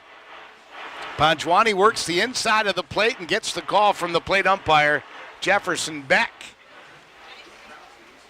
Sean D, I don't think expected that call. That one low for ball 1. 1-1 now to Sean D, one of the newcomers to the Big Sticks. Sean from Onalaska, Wisconsin, plays baseball for Illinois, Chicago, and here's a ground ball to short. Look out. This may be a double play, and it is. And the Moo are out of a jam quickly. So Sean D, after the single by Marhefke, hits into a double play. Marhefke on the 6-4. D on the 4-3 part of the double play. And the threat is over in the bottom of the 5th. No runs off one hit, no errors, nobody left on. Ultimately a 3-up, 3-down inning for the Big Sticks. So we go to the top of the 6th, and for the Fremont Moo, it's 2, 3, 4 hitters, Austin Baskin, Zane Scansey, and Bentley Bookout. When we come back, and we're going to check scores around the Independence League when we come back as well, here on Consolidated Channel 18 and the Big Sticks YouTube channel. After the game, stop by Blue 42 Grill and Bar and top off the evening with a burger and beer. Blue 42 is a great place to meet your friends after the Big Sticks game. Try one of our 24 rotating beers we have on tap, and while we specialize in handcrafted burgers, our appetizers are out of this world. Log on to blue42grill.com for a complete menu and to see what beers we have on tap. Blue 42 Grill and Bar, located in historic downtown Dickinson. See you after the game. I've been coming to the centering classes since I first found out I was pregnant, and so almost 9 months now because I'm about to have a baby. When I found out I was pregnant, I was really nervous. I don't know, it was really scary and exciting all at the same time. It was nice to talk to people who knew what you were going through and could give you solid advice and also reassure you that, you know, your body's made for this, you can do this, and you are okay, you're gonna make it.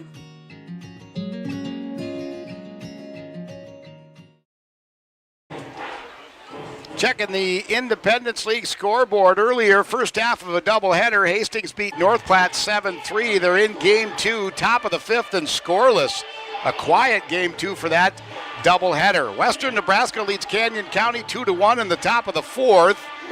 Nebraska prospects bottom of the 9th all over Casper 12-4. Horsehead's final chance to make a comeback. And let's see, Spearfish and Gem City showing that they haven't started their game yet, which should have started, but it doesn't show on the Point Streak Independence League scoreboard. And right here in Dickinson, North Dakota, it's Fremont 7, Badlands 1. And the batter is Austin Baskin as he faces Kobe Krenz. Back-to-back balls from Krenz. 2-0 the count now.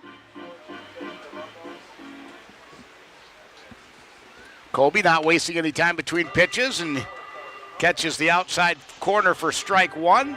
Called strike 1. No action in either team's bullpen as we gaze to our right and left. High atop the ballpark here in Dickinson. That one way outside, and we've seen that here today. Kobe Krenz, when he misses, he's missing way, way outside against right-handed batters. Here comes the 3-1. That one fouled off out of play over towards the Big Sticks clubhouse. And the count is full. Great opportunity here for Kobe Krenz to get an out after falling behind in the count, and then a full count. It's always an extra additional pressure cooker for you. Here comes the payoff pitch. Same spot as he did 2 pitches back, outside for ball 4. So a walk of Austin Baskin, his second time today he's been walked. He's also singled and flown out. So he is one of two officially, but he's been on base 3 times. Zane Scansey now the batter. Scansey 2 for 3 with a home run, a single, and a fly out to right field. First 2 at-bats, he went towards the natural left field side of things as a right-handed batter. Last time he went opposite field and almost had an oppo taco. There's a called strike 1 on Zane Scansey. Krenz from the stretch with a runner on first. Nobody out in the 0-1. Scansey check swing, he went through, called, well, strike 2. There was no coming back for Zane. Kobe had him fooled, and Zane tried to put the brakes on the bat, but it was too late.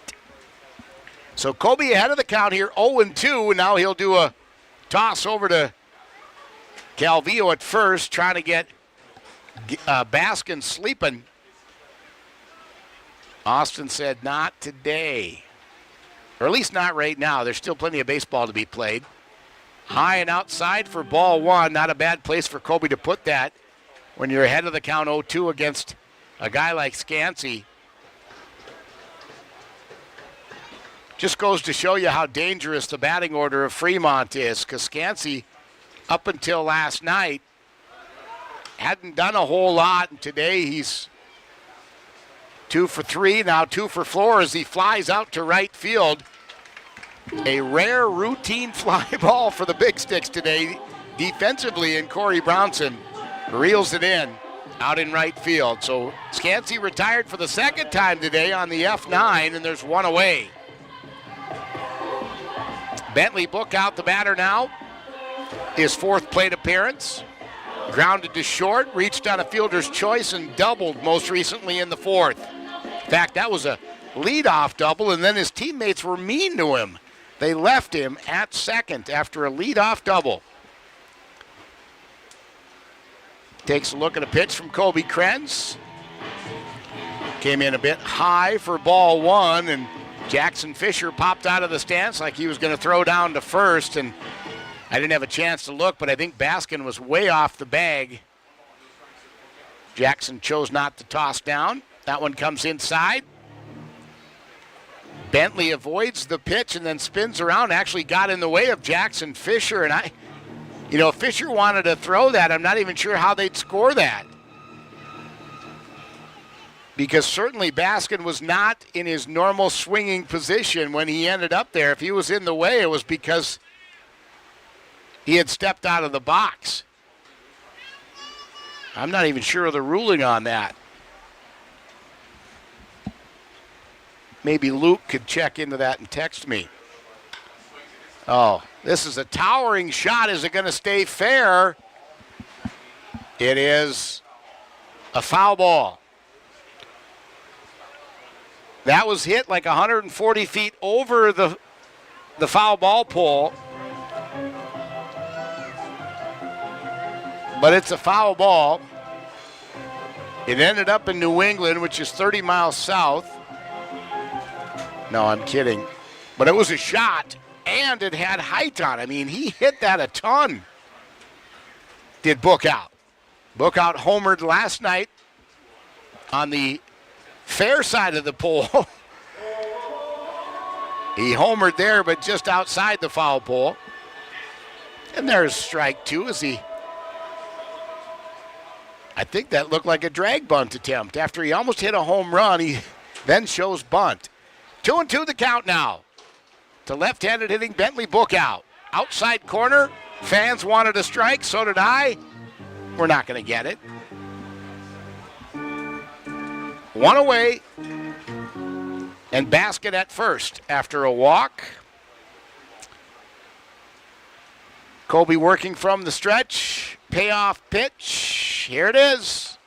High fly ball staying in the infield. Calvillo calling everybody off in the foul territory of first base. Makes the grab. And there's 2 down. So Bookout retired on the F3. Trey Nichols coming to the plate, the designated hitter. 1 for 3 today. A little bit of variety in his at-bats. He's doubled, struck out, and grounded out to shortstop. Big Sticks haven't allowed a run since the 3rd. Again, the Moo scored 2 in the first, 3 in the second, 2 in the 3rd, but have been held off the board the last 2 innings and could be 3 in a row, and that certainly would be good for the Big Sticks. Unfortunately, the pitching staff for the Big Sticks hasn't gotten a whole lot of run support. The Sticks with only 1 run, and that came in the 4th inning. There's a check swing. Did he go? Well, moot point. The umpire says strike. So Trey Nichols, the 5-hitter in the order for Coach Shea Bennett, in an 0-2 hole with 2 down and a runner at first. And apparently Nichols is the beer batter here at the ballpark. If he strikes out, you'll hear the crowd go bonkers. Discounted beer on a strikeout from the beer batter.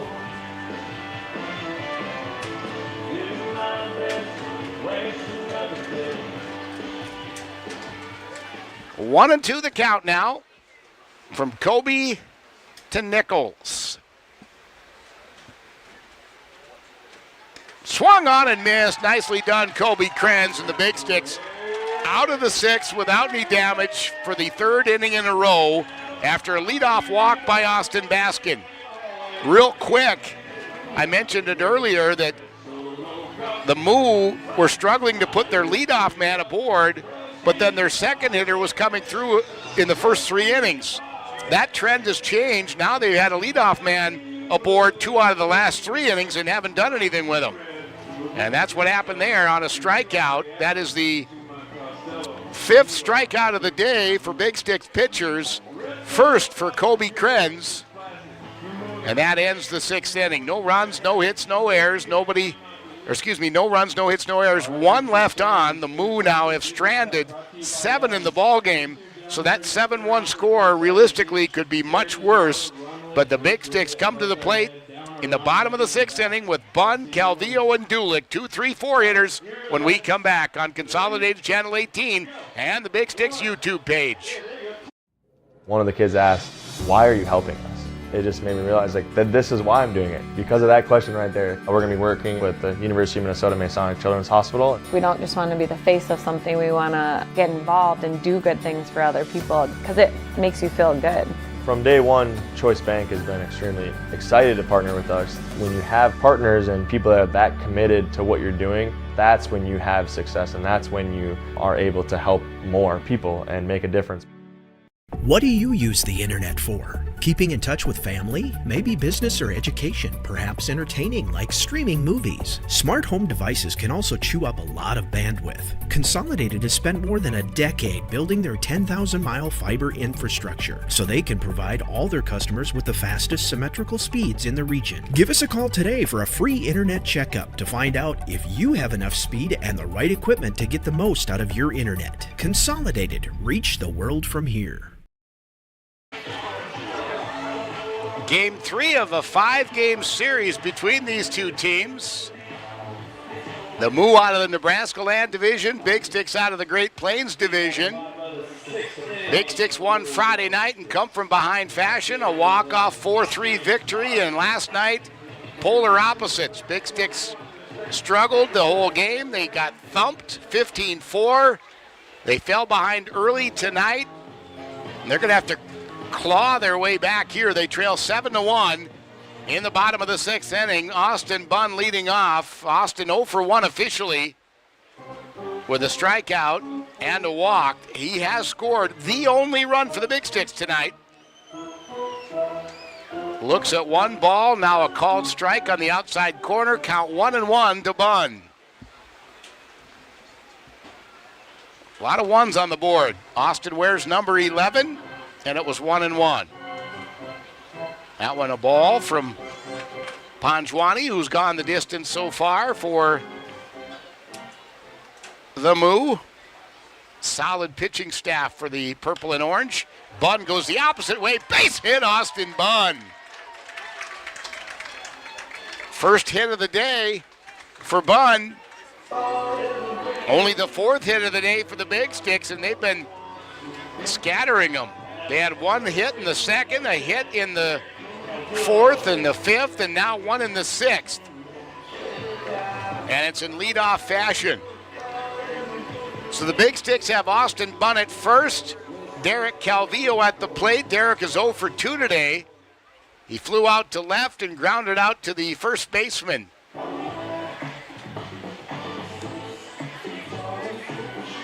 Derek had a clutch hit on Friday night to help set the table for the Big Sticks walk-off by Corey Brownson. Could do that here as well, at least set the table. That one high for ball 2 to Derek Calvillo. Cooper Dulick on deck.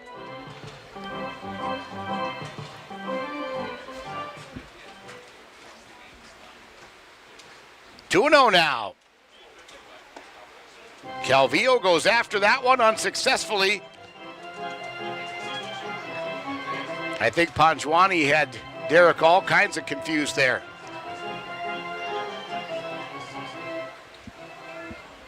Two and 1 from the lefty, Panjwani. And the pitch. Derek wanted to go, didn't. Umpire wanted to call it a strike, didn't. The count now 3-1 to Derek Calvillo. And I'm okay with that. Because the walk's a base runner. Again with Bunn at first. And Calvillo gets the call. Ball 4. A rare walk issued by Panjwani. Only the third of the game for him. And we're in the 6th inning. And now the catcher, Jared Snyder, and Panjwani want to have a little visit. So with the walk, Austin Bunn moves over to second. Calvillo to first. The batter now, Cooper Dulick. Dulick 0 for 2. Grounded out to short and reached on an error. No, we've got a pinch hitter. Number 1, Alex Erlob will bat. Erlob's first at bat, and I think Alex, if I'm not mistaken, came in and pinch hit the other night and went 2 for 2. That was on Friday. He's in to hit now with nobody out and runners on first and second. That one high, maybe outside a tad, and ball 1 from Panjwani. I still don't see any activity in the Moo bullpen. That would be the cow pen, I think. Here comes the 1-0. That one fouled off on the ground towards the Big Sticks dugout. So 1-1 now to Alex Erlob.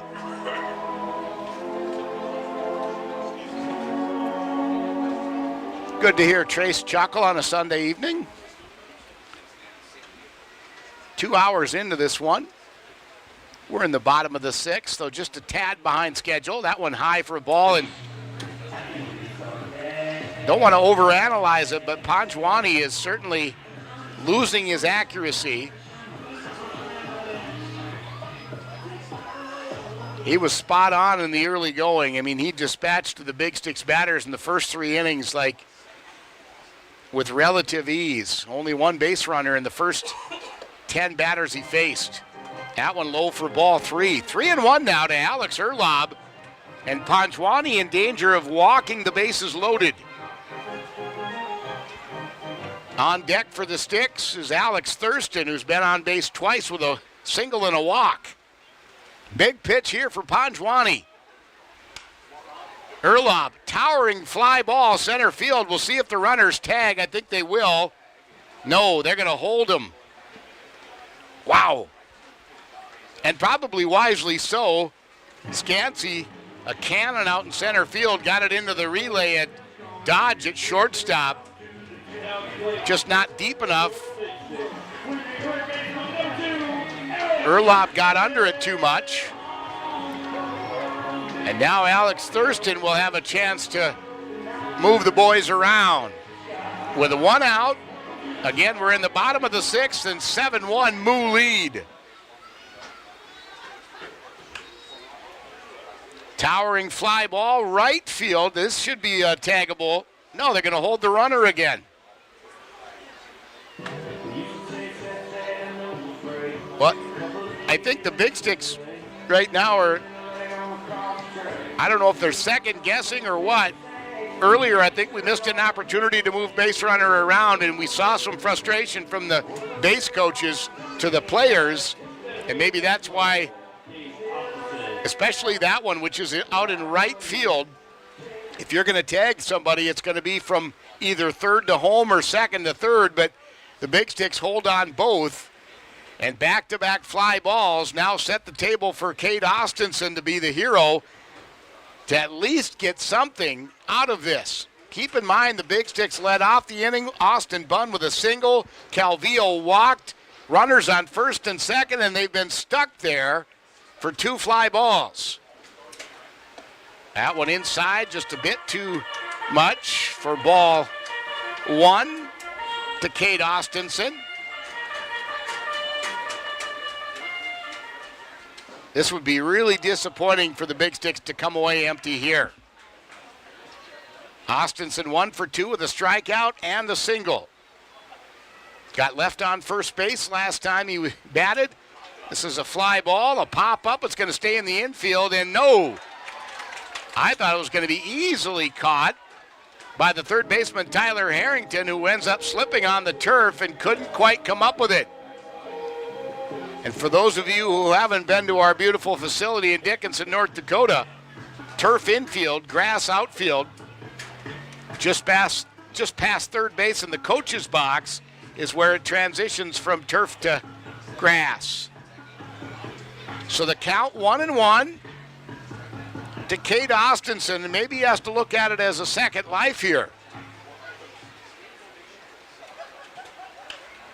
Ground ball foul towards the Moo dugout, between the dugout and first base. Assistant coach Cameron Guevara will go over and scoop that ball out of the natural grass. Austinson in a 1-2 hole here with 2 down and 2 on.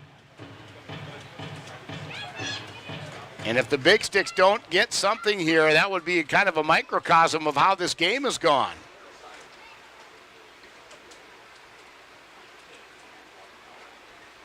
Panjwani taking his time here. That one comes in and hits Austinson.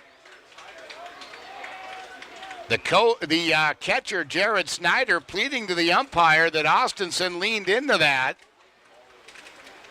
And that's what Panjwani is saying now as well. Saying he leaned his shoulder in.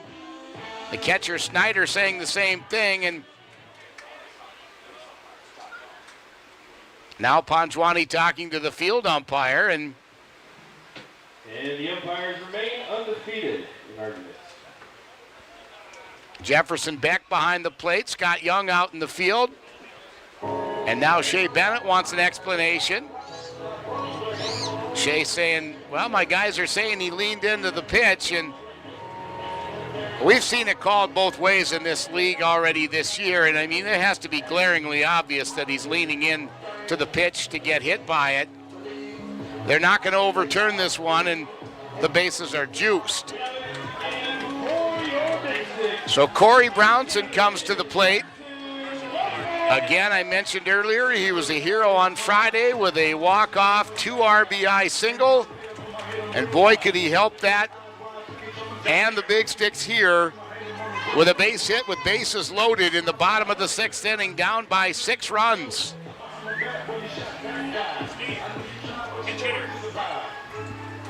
Oh, pinch hitter Carson Lundmark. He's a left-handed hitter. We don't have a lot of those, but yeah, they've snuck Carson Lundmark into the at-bat. That one high for ball 1 to Lundmark. Lundmark got hurt the other night. Hasn't been the same since. And in fact, I think he got hurt in the road game in Casper. Hasn't played in this series. Here's a ground ball hit to short, bobbled by by Baskin, but he recovers and gets the out on the throw to first. Hey, Big Six fans. So bases loaded, and Carson Lundmark grounds out to first to end the threat. Big Sticks, no runs off 1 hit, no errors, and they leave 3 on. So for the night, the Big Sticks have stranded 6. The Moo have stranded 7. And the Moo lead after 6 complete innings, 7-1. So we go to the top of the 7th. Samayoa, Harrington, and Snyder coming to the plate for Fremont when we come back. At Dakota Community Bank and Trust, we're leaders in the egg industry. Our egg lenders grew up farming and ranching, and they understand egg operations. With our agribusiness lending experience, we can help you with your financing. We specialize in egg real estate, operating lines of credit, and cattle and machinery financing.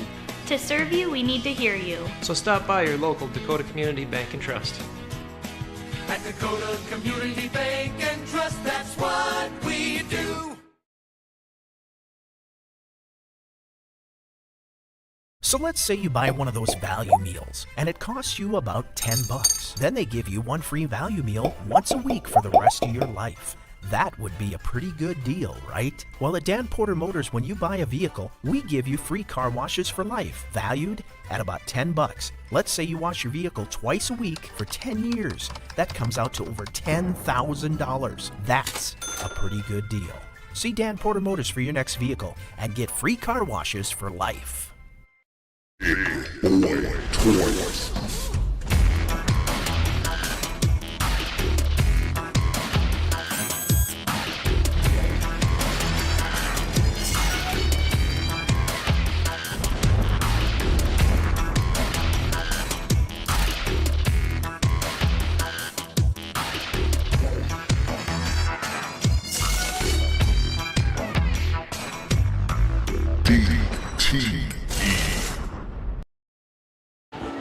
Back to the ballpark in South Dickinson. All moves so far. They're up by 6, and they're at the plate in the top of the 7th. Left fielder Zach Semayoa, who's 0 for 3 tonight, at the plate. He struck out twice and flew out to the second baseman. Takes a look at called strike 1, kind of a check swing that he didn't go through, but it was still called a strike. Zach in an 0-1 hole. Kobe Krenz continues to pitch efficiently for the Big Sticks.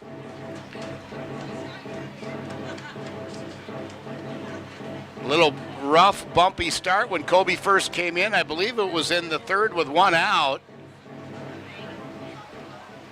I believe he was responsible for the two runs that inning in the 3rd, but since then settled down nicely and got out of the 4th, 5th, and 6th innings without any runs. And now he hits Semayoa to start the top of the 7th. So Zach heads to first. I call it a walk with a bruise.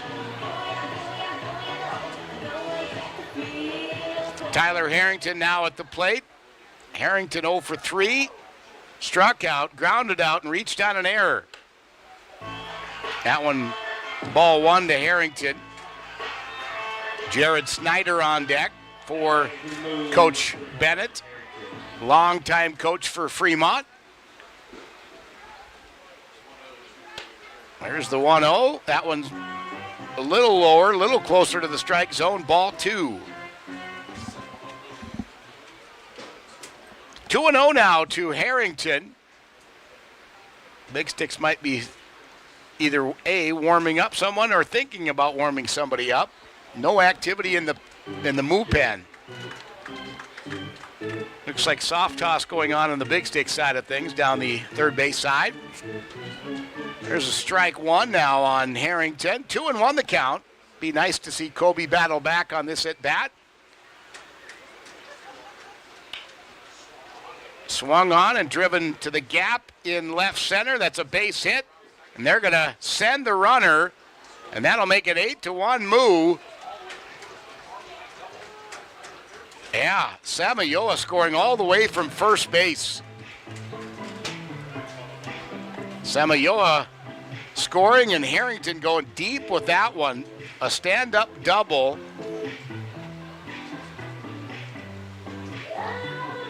It's one of those that if it's higher in the air, you have to respect that someone might catch it, so the runner may hold a little. That clearly was going to end up in the gap, a base hit, and so Semayoa was on his horse from the start. 8-1 move. Harrington at second, nobody out. Jared Snyder at the plate.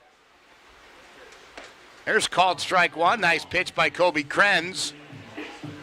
Snyder tonight hit by a pitch and walked. Both times he scored runs.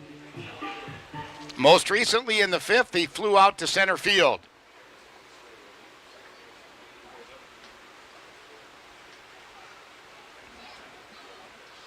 Looks like we've got some activity in the bullpen.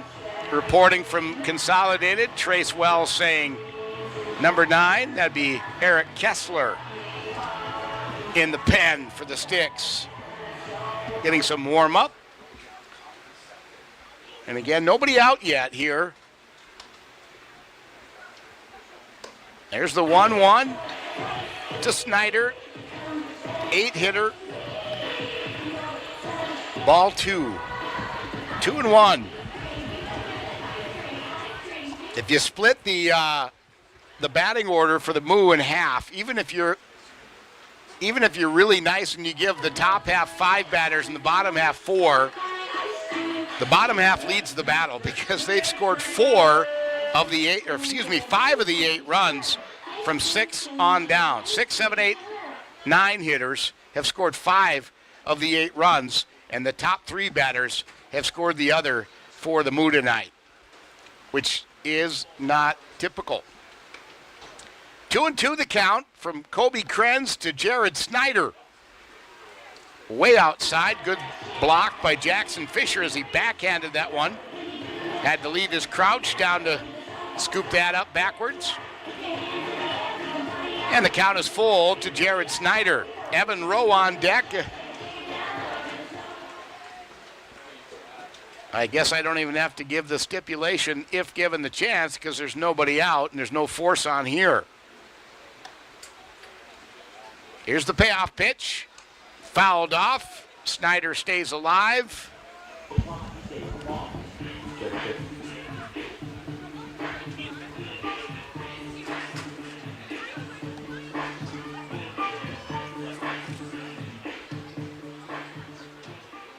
Long Beach State University, where Snyder plays his collegiate baseball. Long ways from here. We'll do the payoff pitch thing one more time, at least. Kobe checks the runner. The pitch high for ball 4, and a walk is issued to Snyder for the second time today. I'm going to throw this in for the good of the group. I was going to say, doesn't really hurt the big sticks because it puts the force back on, and you're already down by 7. Looks like the night for Kobe Krenz is done. He'll check out, and I believe we're going to see Eric Kessler. Kobe gets a nice round of applause here.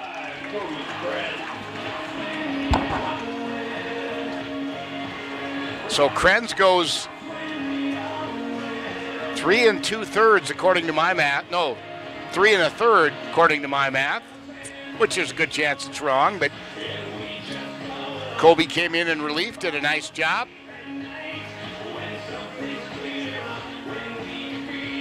So Eric Kessler, the new pitcher for the Big Sticks, and we're going to take a timeout on Consolidated as we get this pitching change. We're going to send it back, and we'll come back with more Big Sticks action.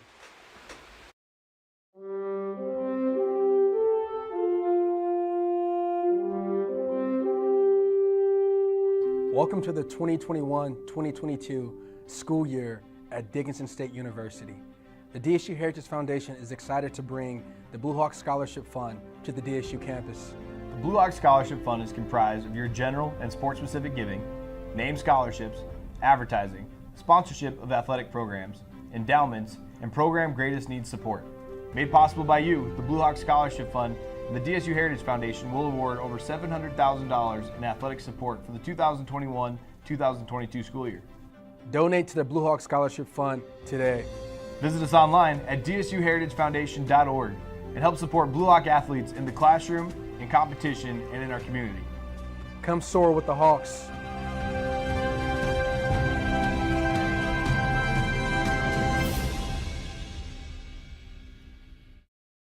It's more than an international nonprofit organization. The Fraternal Order of Eagles is all about people helping people. They donate more than $10 million a year to local communities, fundraisers, charities, and more. On the local level, the Eagles Club of Dickinson has been serving the community since 1940. They offer lunch specials Monday through Friday from 11 to 1:30. They also specialize in banquets, weddings, anniversaries, benefits, and more. Not a member yet? Stop down and visit them today. The Eagles Club in Dickinson. Call 701-483-3561. Well, as I mentioned before the break, the night for Kobe Krenz is done. He ends with 73 pitches. The new pitcher for the Sticks, Eric Kessler. Dallas, Oregon is where Eric calls home. Pitches for the University of Jamestown, right here in the great state of North Dakota. So Kessler, a righty on the bump now, and he inherits a pair of base runners with nobody out. Evan Rowe will step to the plate. Rowe 2 for 3 today. A single, a double, a run scored, and the only time the Big Sticks got him out was in the 5th on a ground ball to second. So 2 for 3 for Rowe, and he is at the plate, the 9-hitter in the order. You know, you look back on games and you say, are we happy with the win? Was it an ugly win? If you're Shea Bennett and the coaching staff for the Moo, if you get a win here and the most production comes from your 6, 7, 8, 9 hitters, you got to be ecstatic. There's an offering to Rowe from Kessler. 1 ball, 1 strike, one of each variety.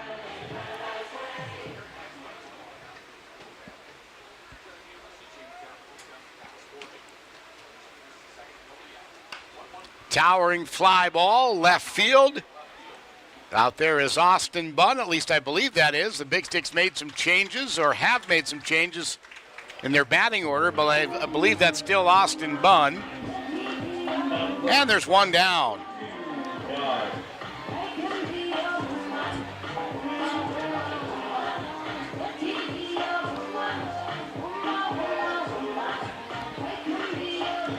Back to the top of the order, and Kanan Dodge for the Moo.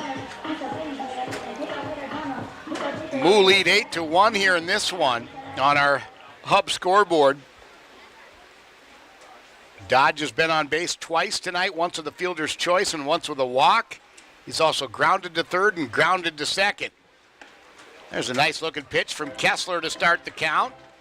So Kessler comes in, relief of Kobe Krenz, retires the first batter, Evan Rowe, and then tosses a strike to start the count against a dangerous top of the order, Kanan Dodge. That one called strike 2 on the outside corner. Kanan didn't like it, and he steps out of the batter's box. On deck is Austin Baskin, who's walked and singled tonight, actually walked twice, and scored a run, the very first run of the night back in the first inning.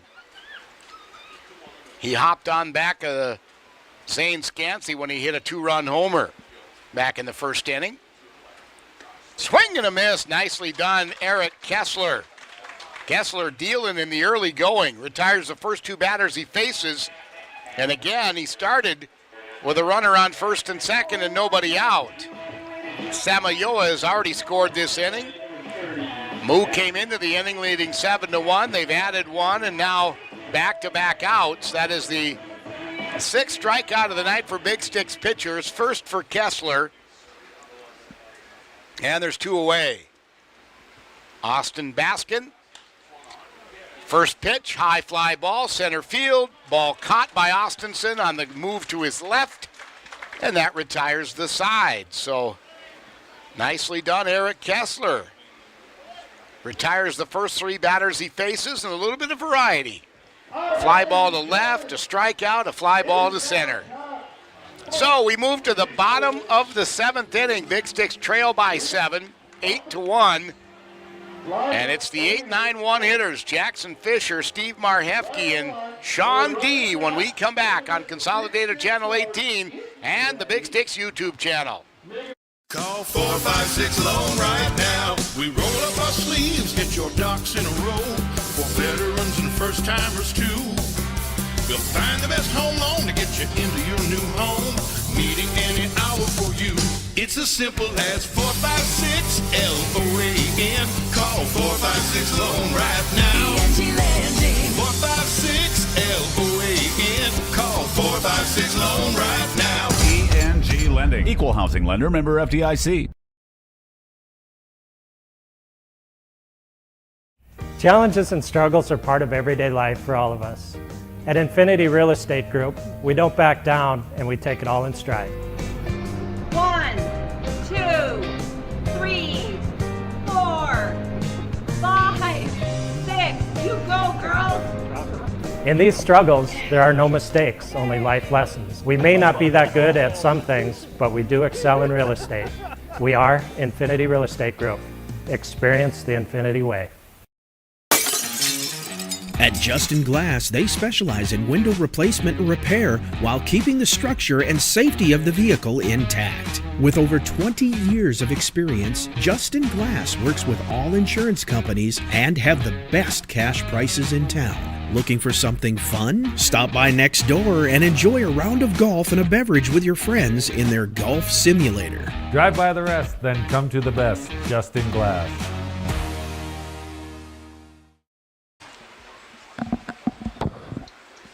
Back here at Dakota Community Bank and Trust Ballpark. Final 3 innings of opportunity for the red, white, and blue. 8-1 Moo at this point. Game 3 of a 5-game series. Big Sticks won Friday, Moo won last night. Right now the Moo in control of Game 3. Jackson Fisher at the plate. Fisher has grounded to shortstop twice tonight in his 2 plate appearances. Looks at called strike 1. That one sails high and for ball 1, 1-1 the count.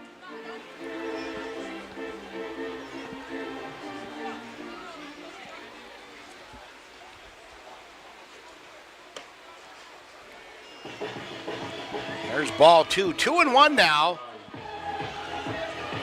Jackson Fisher with Steve Marhefke on deck. That one a called strike.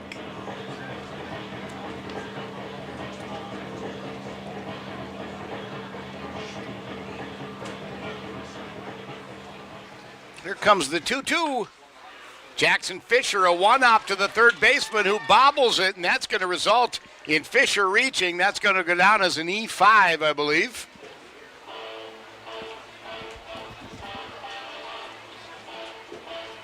We'll check and see if that's the case. Did they score that as an error, Trace? Can you see that? Yep, error. So an error on the third baseman, Tyler Harrington. Big Sticks have reached twice on errors tonight. Unfortunately, they weren't able to take advantage of the first one. Steve Marhefke at the plate now. First pitch comes in low and in the dirt.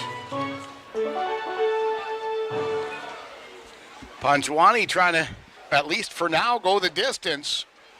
He's still pitching with great efficiency. There's a swing and a miss for Marhefke. Marhefke's last plate appearance, first pitch was right down the middle and he belted it to right center. Here comes the 1-1 now. That one bounces past the catcher, kind of went over his shoulder, back to the backstop, and that'll move the base runner, Jackson Fisher, over to second. So the Big Sticks have something cooking in the bottom of the 7th inning. Runner in scoring position, nobody out. Marhefke at the plate, he's 1 for 2 today. Back to the top of the order with Sean D next for the Big Sticks. Marhefke, ground ball, deep in the hole at short. What a play by Kanan Dodge. One more step to his right, and I don't think he makes the play. I think he makes the catch, but he doesn't get the throw over. But a heck of a play by the shortstop, Kanan Dodge. As he retires Marhefke on the 6-3, and there's one down. Also, Fisher unable to move over to third because of the location. I think if that's grounded to second, Fisher may have been able to advance to third. Wrong side of the field. Back to the top of the order, and Sean D. D is 0 for 3. Fly out to center, fly out to third, and a ground out to second. First pitch from Panjwani, called strike 1. Evans certainly not fading as most would in the 7th at this level. Sean now fouls that pitch off, and he is in an 0-2 hole. And after Fisher reached on an error, which is especially frustrating for a pitcher, you got to believe that Panjwani was a little frustrated, but after retiring Mar Hefke on the ground out to short, he's looking to build on that momentum and get out of the inning without any damage.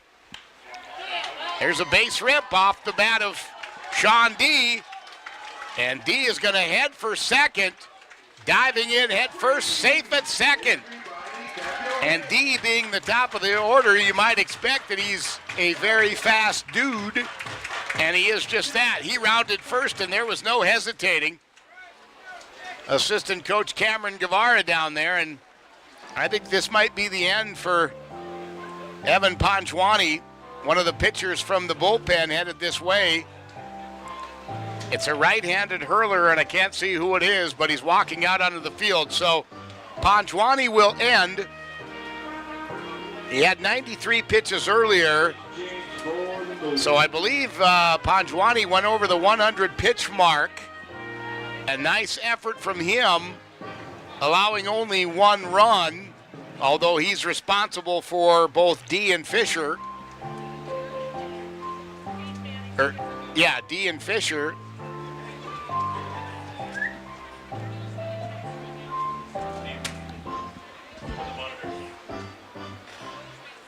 We'll check and see who the pitcher is.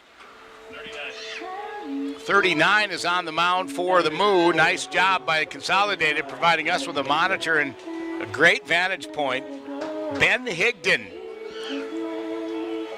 Ben hurt the Big Sticks with his bat on Friday night, and I believe last night as well. Now he's on the mound. He's going to try to hurt the Big Sticks with his arm. And when you're up by 6 runs, the Big Sticks did score on that double by D as Fisher crossed the plate. But when you're up by 6, you might bring in a position player on a Sunday and let him get some tosses and see how he fares. You know, the leash might be a little tight, but we'll see. We'll take a timeout. We'll send it back to Consolidated Channel 18 and the Big Sticks YouTube page. We're back after this.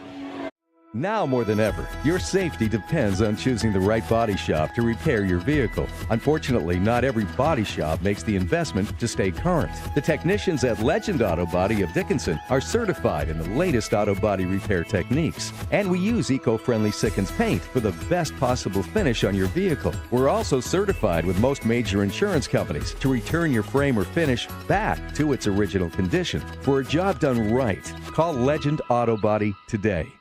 Digging it, the 811 game. Will you play by the rules? Choose your location. City home. Choose your project. Fence. Let's get started. Sure you're ready? Continue. Hold on. There's a whole network of utilities starting just inches underground. Call before you dig, or it could be game over. Stay on top of your game. Call 811 or visit nd1call.com.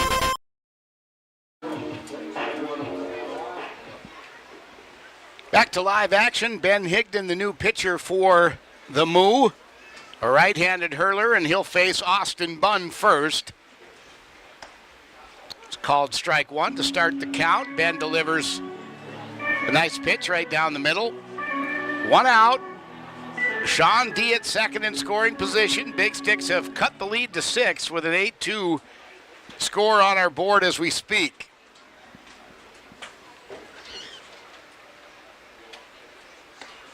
And another nice looking pitch, a little off speed that finds the strike zone. Surprised Austin didn't absolutely tee off on that one. 67 miles an hour. Higdon from Paducah, Kentucky, plays baseball for the University of Memphis. I believe that's D1 in baseball.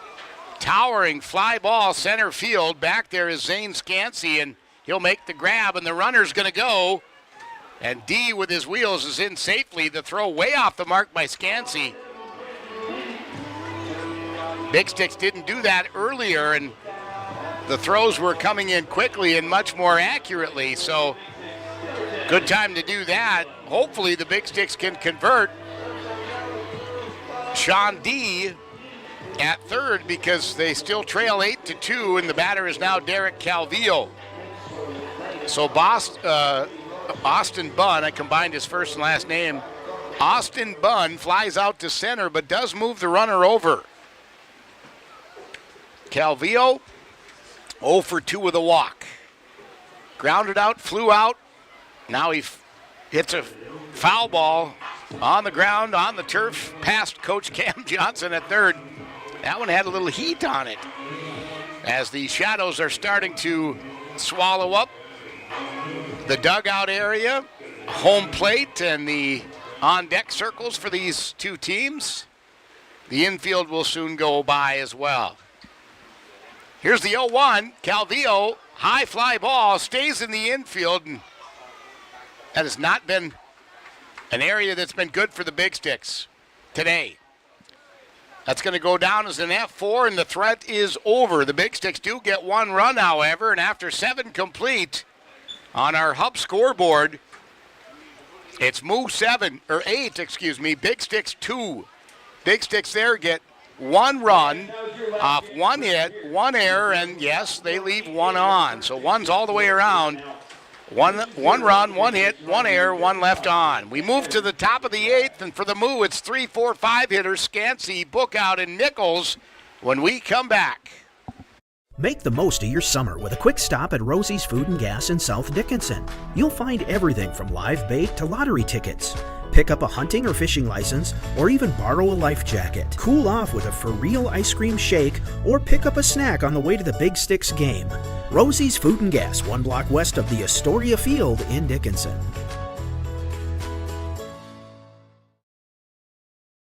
Favorite thing about my street? My co-op. It isn't just about electricity. It's about power.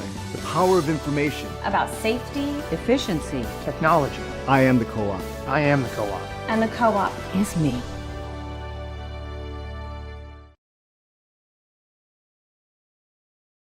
Sachs Motor Company and Sachs Customs now offer interior and exterior vehicle protection with Quantum ceramic coating and protection. Buy a new or used vehicle at Sachs Motor Company, choose Quantum, and get up to 5 years of protection on your purchase. Sachs Customs also offers protection packages for current vehicle owners. Protect against spills and stains in the interior, and sun, bugs, grime, tree sap, and other contaminants on the outside of your vehicle. Keep your vehicle looking showroom clean. Ceramic coating, another way Sachs goes the extra mile.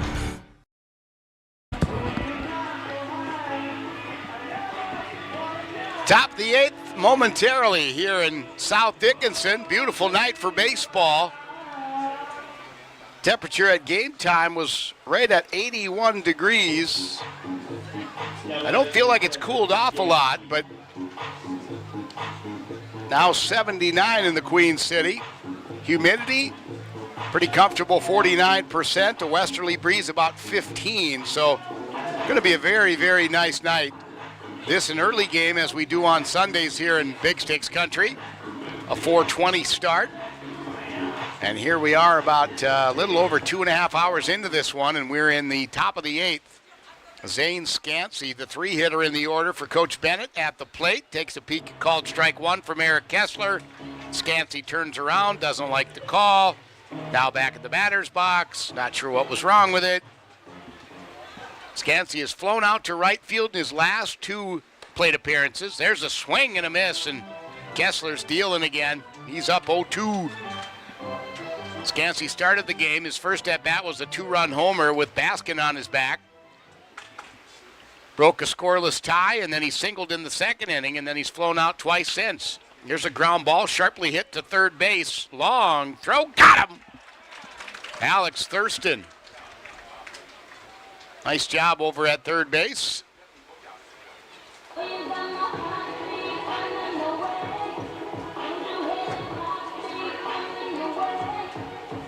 Now Alex Thurston's at short. Who's at third base now, Trace? Big Sticks with some defensive movement of players. They don't always report those to us. Bentley Bookout at the plate now. Lefty, left-handed hitter with 1 down, nobody on. Ground ball. Calvillo will handle it and then flip to the pitcher, Kessler for the out.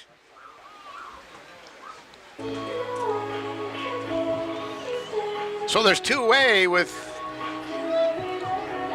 nobody on. Back-to-back ground outs, a 5-3, and then a 3-1 put out. And Trey Nichols, the DH, comes to the plate now. His best at bat of the night was his first one. He doubled. Since then, struck out, grounded out, struck out.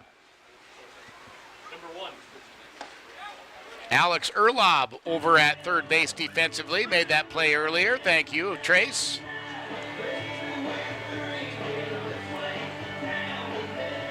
First offering there from Kessler to Nichols, called strike one, and Eric is all over the strike zone. There's a swing and a miss, and my goodness. Put this stuff in a bottle because Eric Kessler could share with everyone. I think he's feeling it right now, is Eric. 2 down, 0-2 count, and the world to work with.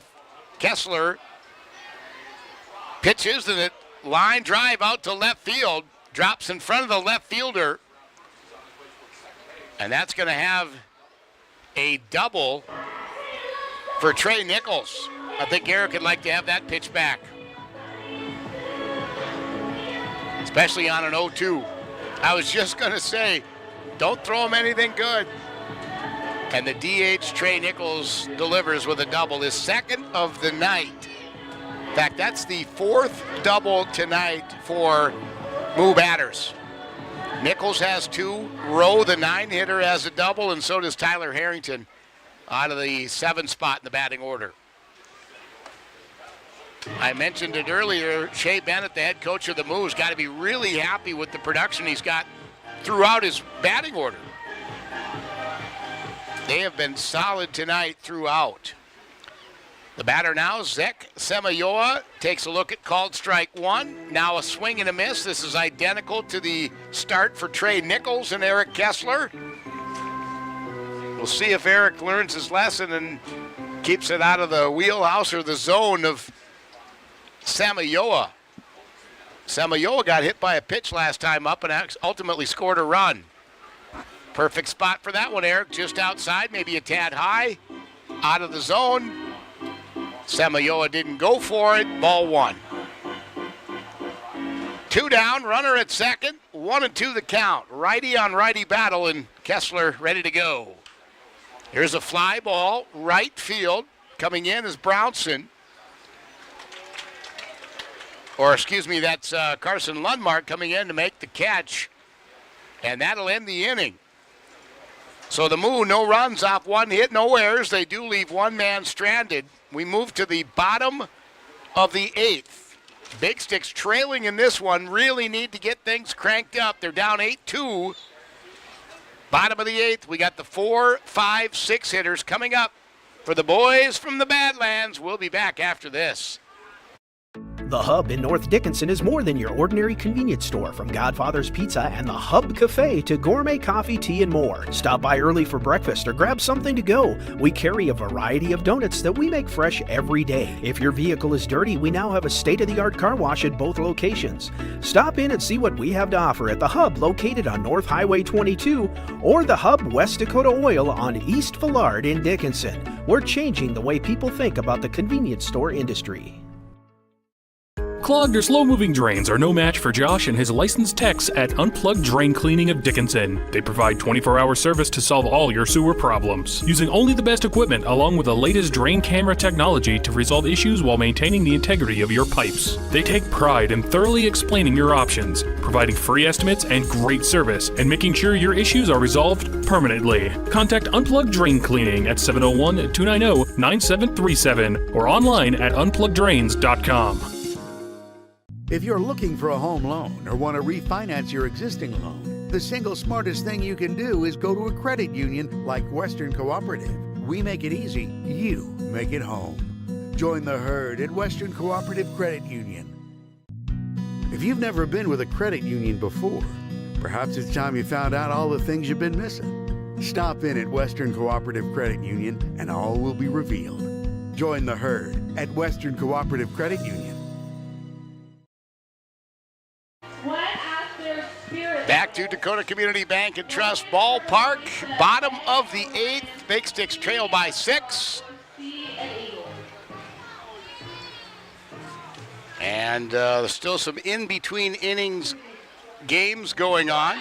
Shenanigans, as I call them. Alex Erlob will lead off for the Big Sticks. Thank you to Durango Stadium for sponsoring that. Erlob flew out to center field last time up, back in the 6th inning. Down to the batter. Now batting for the Big Sticks. Number 1, Alex Erlob. Let's make some noise for James and Jackson. Some of the youngsters down in the press box doing the PA announcing for Alex Erlob. You got to love that. That's what it's all about with the Big Sticks. Erlob, a righty. And the pitcher, a righty. Ben Higdon, first pitch, almost hit Alex Erlob. In fact, I'm trying to figure out how he didn't actually hit him. I thought for sure it was going squarely off his shoulder or his back. That one low and in the dirt. Now, Higdon looks solid coming out of the bullpen against Austin Bunn and Calvillo last inning. And now, looks like he's struggling to find the strike zone with a map. 3-0 the count. One way inside, one low, and now one way high. The only thing that would make it a perfect 4-pitch walk would be an outside pitch. Here we go. That one low in the dirt. It's like a totally different pitcher out there for the Moo all of a sudden. And the catcher notices it, Jared Snyder, and he wants to go out and talk to Higdon.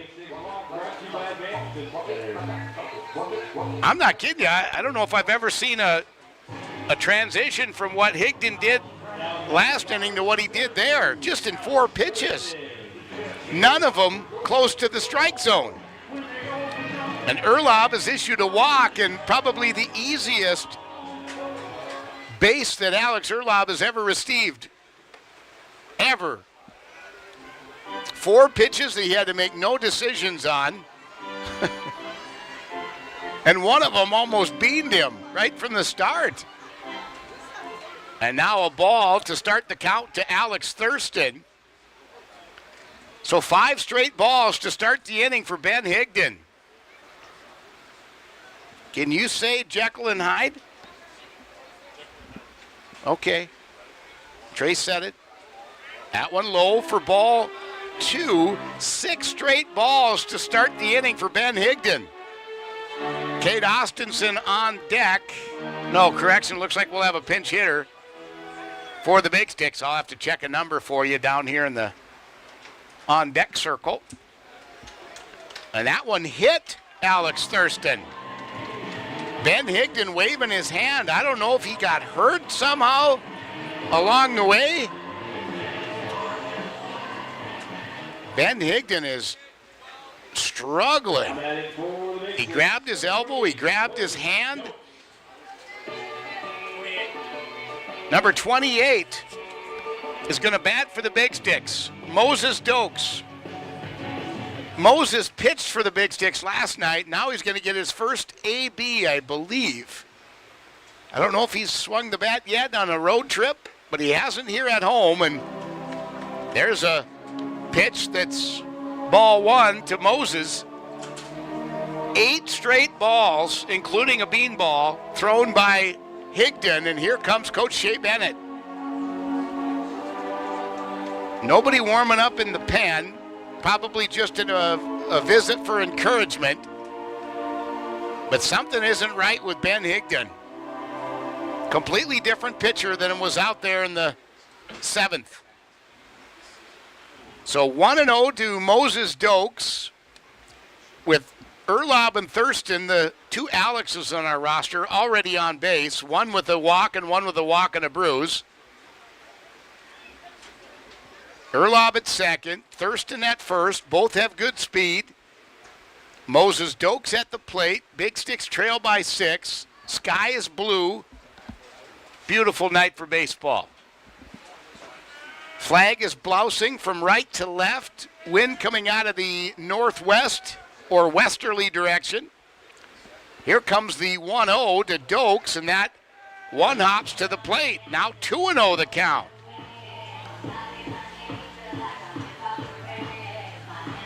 Nine straight balls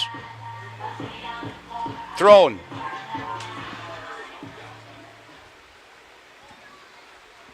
Here's the 2-0 to Dokes. Finally, for Higdon, a called strike. I think Dokes was saying, I'm not swinging until you bring me one, son. And he did. 2-1 now to Moses.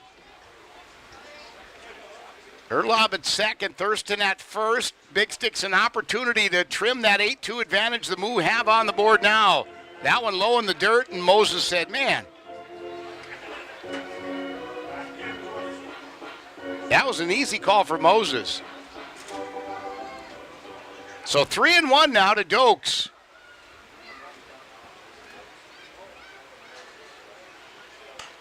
Ground ball. They do get Dokes, but they missed the tag. Shortstop Kanan Dodge tried to tag Thurston, who slid under the tag, and then Dodge threw successfully over to first to get Moses Dokes. Erlob moves to third, Thurston to second. Dokes retired on the 6-3, and there's one away.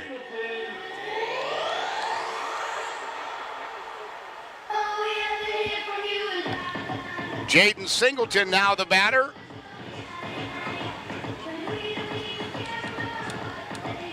For the Big Sticks. His first at bat of the ball game, and he's got runners on second and third. There's a called strike, and Higdon now finding the strike zone with more consistency than he was against Erlob and Thurston. Working from the stretch is Higdon.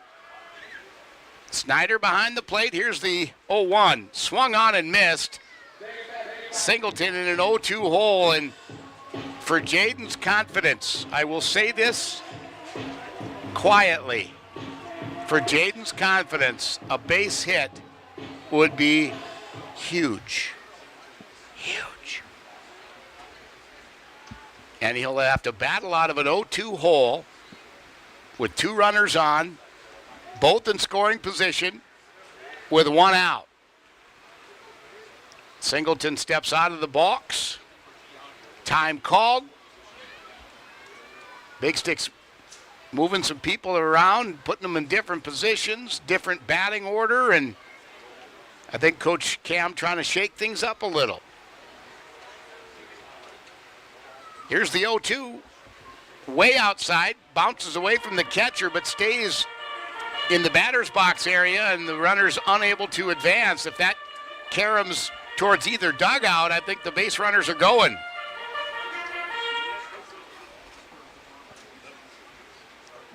Looks like Jackson Fisher still planning on batting next in the on-deck circle. Here comes the 1-2. That one low for a ball.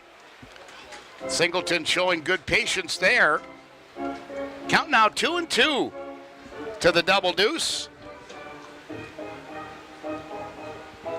8-2 Moo.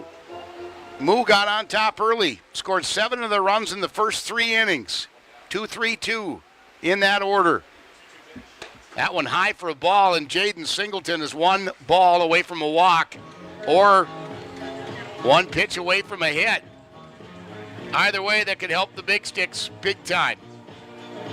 And after falling behind 0-2, this would be a huge at-bat for him, but especially if he could convert it into a base hit. Payoff pitch, Higdon to Jaden Singleton, low in the dirt. I think Higdon just tried to overthrow that one, and Singleton is aboard with a walk. Second walk of the inning, and for all intents and purposes, the third walk. One of them just got Alex Thurston, hit Alex Thurston on a 2-0 count. So hit by a pitch and a walk, resulting in the same thing, except there's probably a mark left behind. Now the batter is Jackson Fisher, and that first pitch to him comes in low. Bases are loaded, by the way. Meanwhile, back at the ranch, 1 out, bases juiced. Fisher, the 8-hitter in the order, 0 for 3 tonight. Grounded out to short, and reached on an error and scored a run. One of only 2 for the Sticks so far. That one sails high for a ball. Higdon now struggling to get back into the strike zone. I'm going to throw this out there for the good of the group, and clearly Jackson Fisher can't hear me, but if this pitch is close to the zone, I'm going after it because Higdon is struggling to find the zone right now. That one low in the dirt. Great eye by Jackson Fisher. I'm not saying swing at anything but if he's close to the plate and now on a 3-0, that's a completely different scenario. I think I'm going to make him throw me 2 strikes. There's 1. Called strike 1. 3-1 now to Jackson Fisher. Marhefke on deck for the Big Sticks, I believe.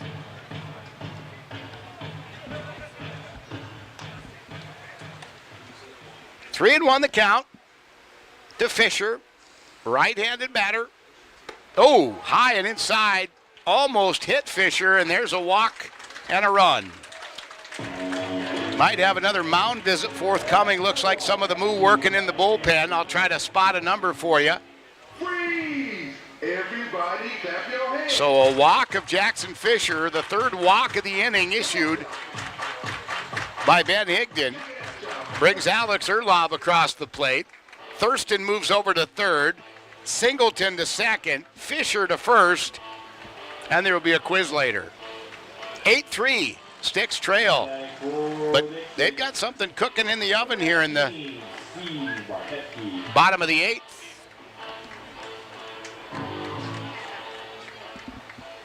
.23 is in the bullpen. 32. It's that switching numbers around thing that I do. 32, Trey Nichols, who was batting earlier as the DH, was in the bullpen warming up. Marhefke takes a peek at called strike 1. 0-1 now to Steve. 1 out, bases loaded. Marhefke, towering fly ball, but out of play foul that lands on the top of the grandstand where we're at. And a souvenir for one lucky fan. So 0-2 now to Marhefke. Steve 1 for 3 today. Strikeout, ground out, and a single. Oh, called strike 3, and he pulled the string on it. And Marhefke's disputing the call, but I agree with the ump. That was a beautiful pitch that I'm just lacing into, especially when you're down in the count. 1-2. So Marhefke goes down looking. 2nd time today striking out. And now it's up to Sean D. Top of the order. Sean doubled, and boy, could the Big Sticks use a duplicate of that. Right here. That would score 2 runs for the Sticks. Now with 2 outs, Big Sticks will be running. That is strikeout number, let's see, for the Moo. Not a lot of strikeouts, only strikeout number 5. Instead, it's a ground ball to 3rd and the bag tagged, and that'll do it. Big Sticks leave bases loaded. Crushing blow in the bottom of the 8th. They do get 1 run, however. Big Sticks have been held to 1 run in 3 different innings. And we go to the 9th. Top of the 9th. Moo coming to the plate, leading 8-3 when we come back. West Dakota Oil and Fitterer Oil Company proudly offers products and services that help fuel our customers' lives with clean burning propane and bulk fuel and convenient on-site delivery with premium farm and road fuels. We provide energy where and when you need it most, with locations throughout Southwest North Dakota. West Dakota Oil and Fitterer Oil Company. Locally owned, locally strong. The products you need with the service you deserve.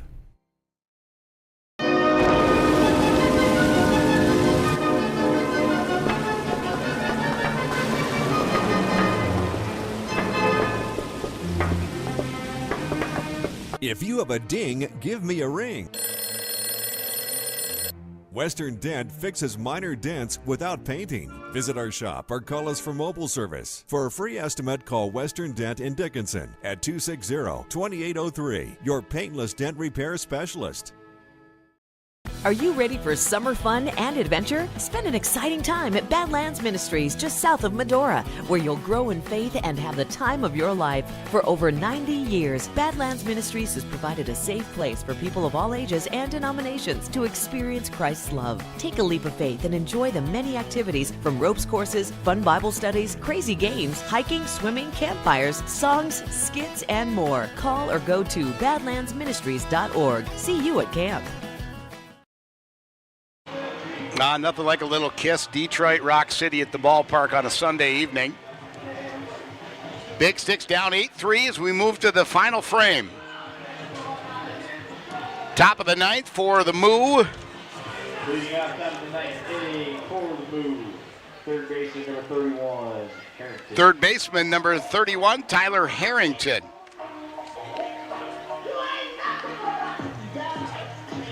Harrington 1 for 4 tonight.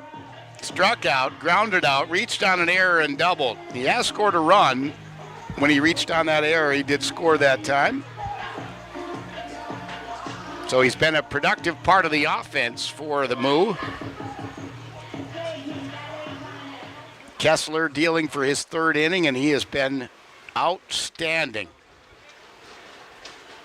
after coming in for Kobe Krenz. Grayson Gifford, the starter tonight for the Sticks.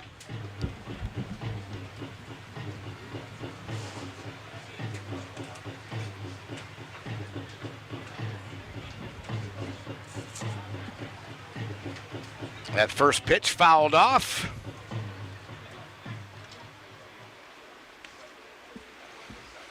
So 0-1 the count.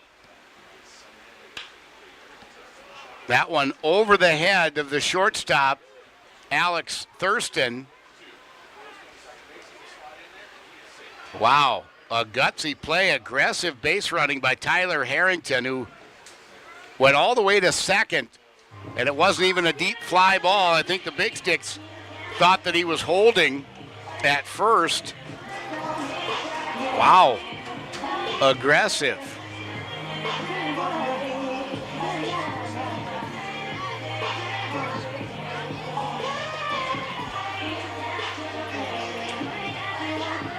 So a double to start for Harrington, the fifth double of the night for the Moo.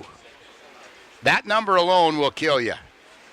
Jared Snyder now at the plate. Snyder scored 2 of their 8 runs this evening. Got hit by a pitch. He's walked twice. He's flown out to center field, the only time the Big Sticks were able to get him out. And he scored 2 runs, and he's yet to get a hit. Fouls off the first pitch from Eric Kessler.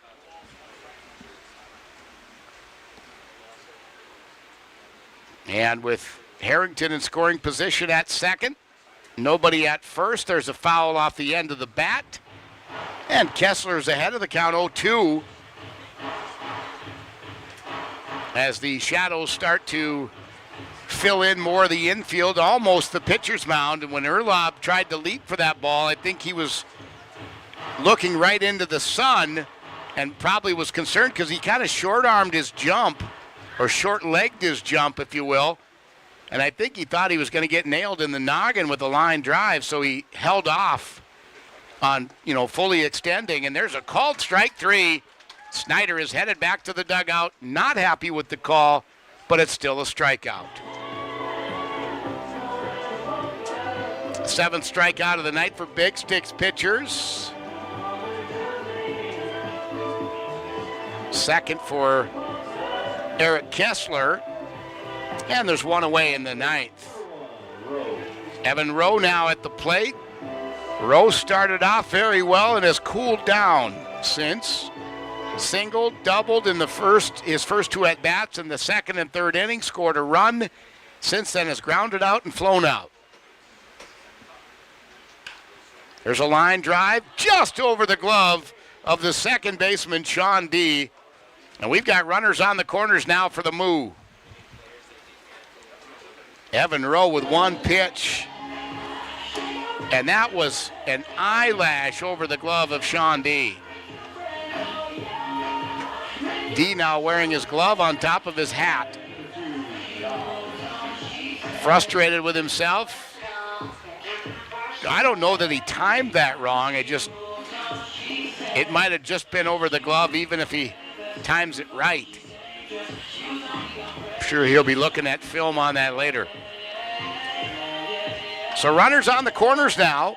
Harrington scooted over to third on that single by Rowe, and we go back to the top of the order in Kanan Dodge. Dodge is yet to get a hit in this ball game, and there's a called strike one. Nice pitch from Kessler. Dodge is grounded out twice, once to third, once to second. He is struck out. He reached on a fielder's choice, and he also walked. I think what's scariest about that is this is his 6th at-bat of the ball game. Yeah, in 9 innings of play. There's a fly ball. Calvillo over to track it down, makes the grab on the run right in front of the Moo dugout. Last night, I believe it was last night. Yeah, it was last night. The Moo player reached up and caught a ball that the Big Sticks first baseman was trying to get to, and it was called interference, and rightfully so. This time, no interference, and Calvillo able to reel it in. So Dodge retired on the F3, and there's 2 away. Austin Baskin now comes to the plate, the 2-hitter in the order. He's got 1 hit to his credit tonight. He's walked twice, scored a run, flown out to center twice.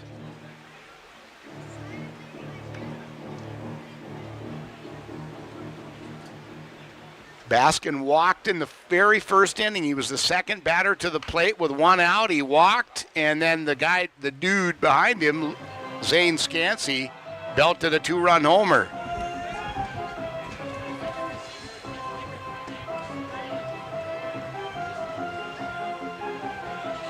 That one fouled off down the third baseline. 1-1 now to Austin Baskin.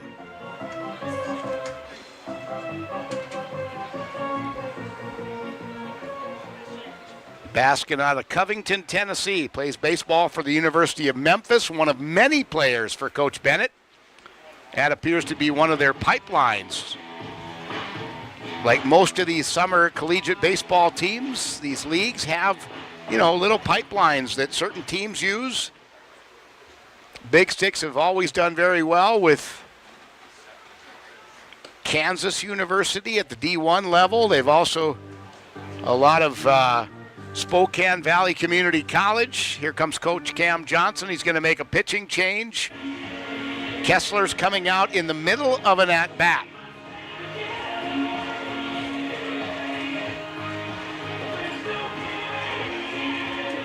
We're going to take a timeout. So Eric Kessler will come out of the ball game. A new pitcher coming in. We'll find out who that is when we come back on Consolidated Channel 18 and the Big Sticks YouTube channel. After the game, stop by Blue 42 Grill and Bar and top off the evening with a burger and beer. Blue 42 is a great place to meet your friends after the Big Sticks game. Try one of our 24 rotating beers we have on tap, and while we specialize in handcrafted burgers, our appetizers are out of this world. Log on to blue42grill.com for a complete menu and to see what beers we have on tap. Blue 42 Grill and Bar, located in historic downtown Dickinson. See you after the game. We share the same frustrations. And the same things make us proud.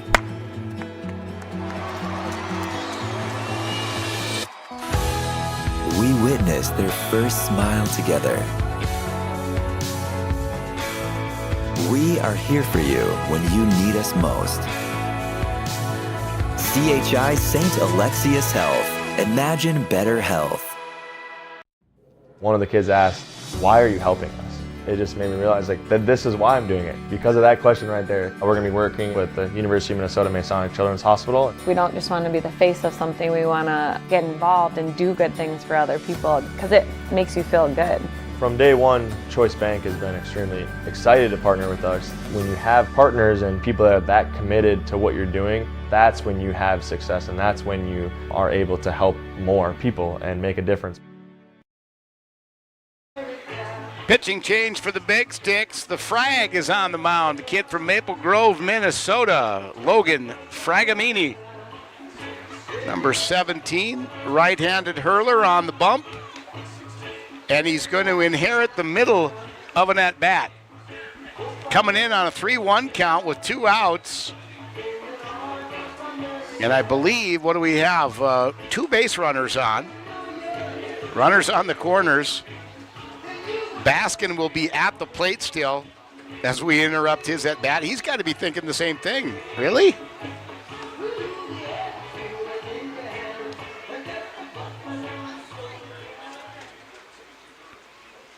So Baskin will return to the plate. Eric Kessler got a round of applause. Nice job by Eric tonight as a reliever. Baskin with a 3-1 count against him. Fragamini on the mound.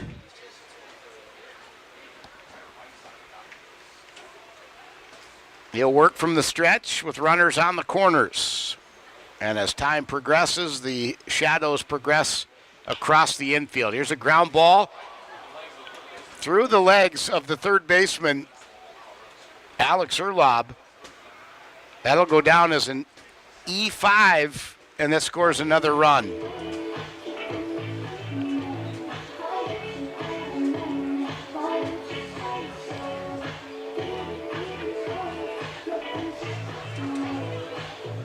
You know, the Big Sticks came out flat last night, and they came out flat today too, but some of the plays, they show brilliance. And then other times you think, what the heck just happened? So Fragamini now, a fresh start against Zane Scansey. Scansey has been tearing the Big Sticks up tonight, or at least he did early in the game. Since then, he's been retired 3 straight times. His 6th at bat of the night. First offering from Fragamini, ball 1.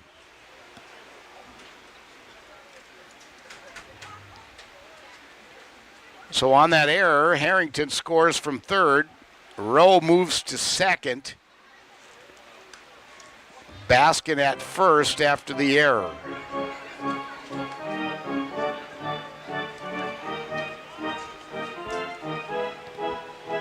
Foul ball off the bat of Scansey. Scansey started the hit parade, the scoring parade for the Moo tonight. Had a 2-run homer in the very first inning. Nice pitch from Fragamini, just misses, maybe on the inside, maybe even a tad low. 2-1 now on that off-speed pitch. 2-1 the count. Righty on righty battle.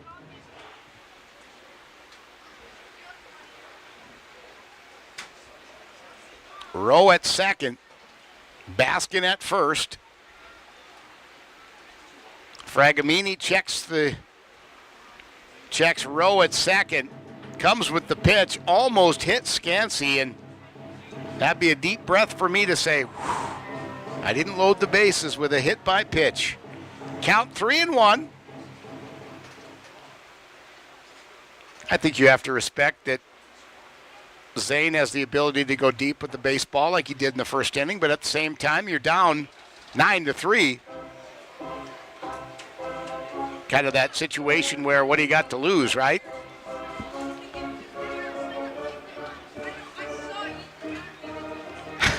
Runner off the bag. He was halfway to third,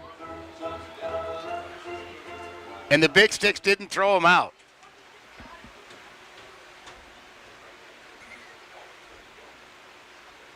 Here's the pitch.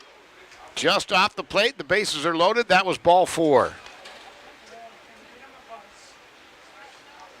I thought once Fragamini was on the mound, it was live baseball, that time was back in. But the base runner was way off the bag at second. None of the defensive players snuck in behind him, and Logan did. Well, there was nobody there to throw it to, but wow. So a walk of Scansey loads the bases. Cleanup hitting Bentley Bookout at the plate. Bookout 1 for 4 today. Has a double, his only hit. Homered last night. He actually homered today, but it was foul. He's got the ability to go deep. That one just misses the plate on the outside corner. 2-0 now to Bentley Bookout.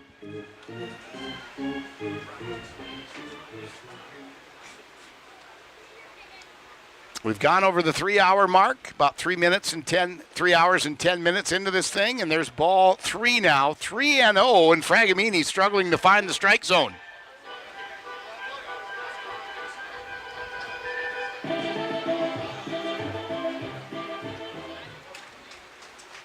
Bases juiced.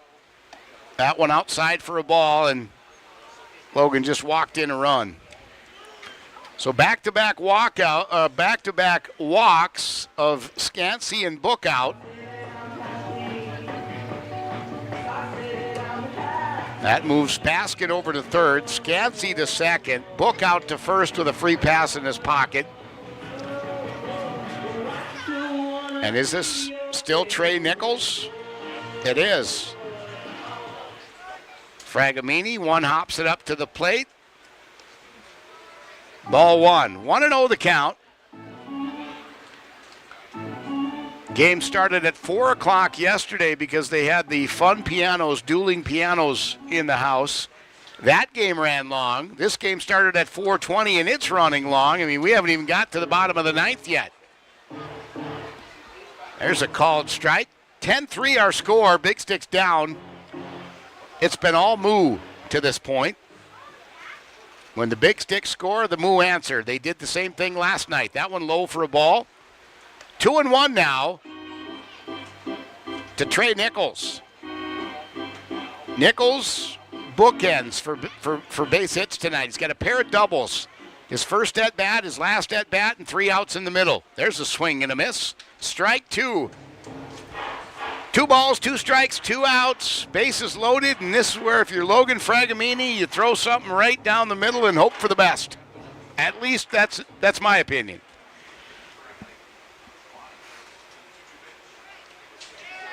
Swung on, and yes, the catcher Fisher hangs on for the strikeout. Nicely done, Logan Fragamini, to get out of the inning. Nichols strikes out to end it in the top half of the 9th, but the Moo do add 1-2 runs to their lead here in the top of the 9th. We move to the bottom of the 9th, and for the Big Sticks, it's the 2, 3, 4 hitters coming up on Consolidated Channel 18 and the Big Sticks YouTube channel. On our hub scoreboard, it's Moo 10, Big Sticks 3. We're back in a flash. It's been a difficult year for some of us, and Consolidated is here to help by providing the affordable connectivity program to qualifying customers. If anyone in your household qualifies for certain government benefits, Consolidated may be able to reduce your current broadband bill by up to $30 a month. Visit acpbenefit.org to learn more and to see if you qualify. Consolidated. Reach the world from here. At Dakota Community Bank and Trust, we're leaders in the egg industry. Our egg lenders grew up farming and ranching, and they understand egg operations. With our agribusiness lending experience, we can help you with your financing. We specialize in egg real estate, operating lines of credit, and cattle and machinery financing. To serve you, we need to hear you. So stop by your local Dakota Community Bank and Trust. At Dakota Community Bank and Trust, that's what we do. Well, it all comes down to this. Bottom of the 9th. Sun starting to fade in the west, and so are the chances for the Badlands Big Sticks. Looks like a new pitcher out there, Trace, if we could spot that new hurler for the Fremont Moo. Austin Bunn, I believe, will be the first batter for the Sticks. It is indeed, as I look at the camera view from Consolidated. Austin Bunn will lead off, and he will face Nick Balch. Balch from Millbrae, California, pitches for Skyline College. And he's getting the call in the bottom of the ninth to slam the door on the Big Sticks, who trail by 7. Earlier it was 7-0, and now we're at that same deficit. And both football scores, mind you. 10-3.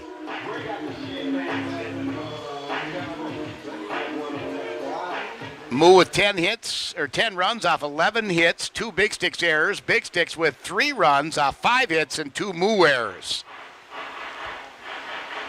Ball 1 to Austin Bunn from Nick Balch. B-A-L-C-H, for those of you playing at home. And the pitch. Low and outside for ball 2.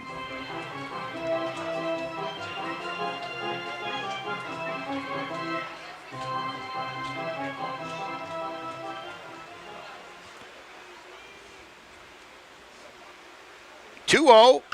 There's a ground ball, but foul down the line.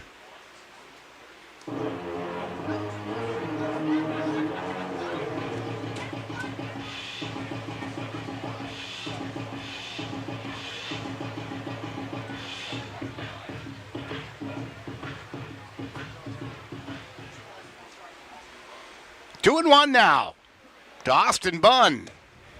Called strike 2, 2-2. Balch has found the strike zone after 2 straight balls to start the count. He's battled back and evened it up. Derek Calvillo on deck for the red, white, and blue. Again, game 3 of 5 against this Moo club from Fremont, Nebraska, and a called strike 3. Bunn goes down looking. 6th strikeout of the game for Moo pitchers. First for Balch. And there's 1 away in the bottom of 9.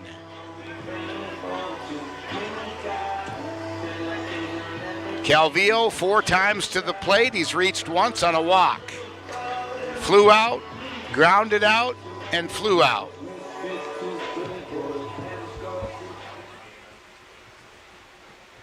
One down, nobody on. That one just a tad low.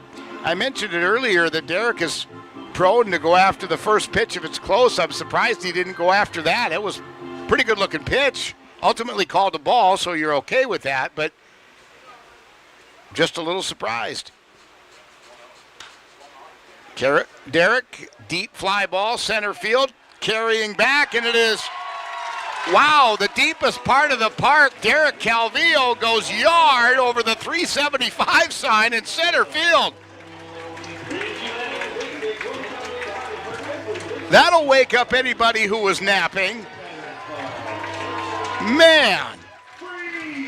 And very unlikely, I might add. His first hit of the game, he hits a home run to the deepest part of the park. Way to climb a mountain, Derek. A solo shot for the Big Sticks in the bottom of the 9th, and it's 10-4, Big Trucker. Alex Erlob now the batter, and first pitch, he bounces one past the shortstop in the center field, base hit, Erlob. So back-to-back hits for the Big Sticks. Off Nick Balch after Balch retired Austin Bunn on strikes. Alex Thurston now steps to the box. Thurston's been hit by a pitch. He's been walked, he singled, and he flew out. A little bit of everything for Alex tonight. That one high for ball 1. Good eye to start the count.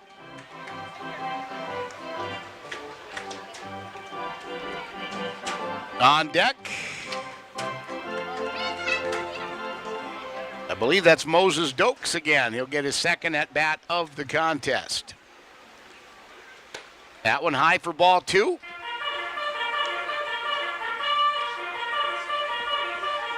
As someone's wailing on the horns, the trumpet.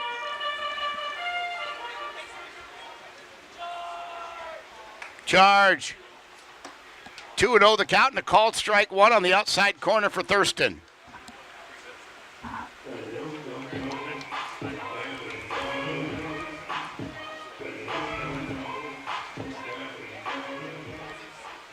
2-1.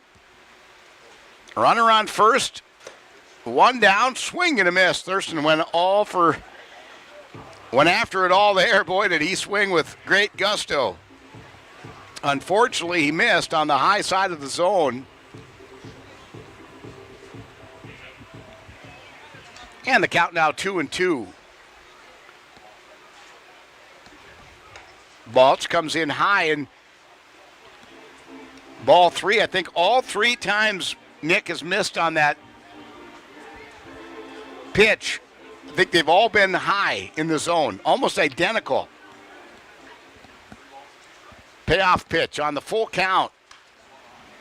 Thurston sticks the bat out, makes contact, fouls it out of play down the first base side, and he'll get another life.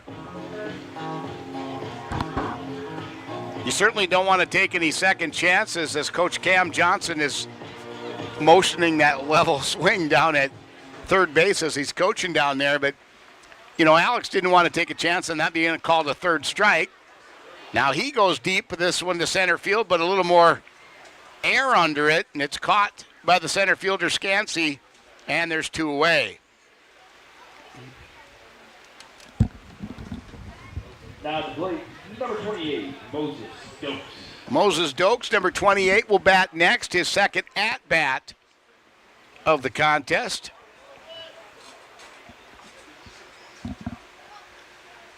$10-4 our score. 15-4 last night.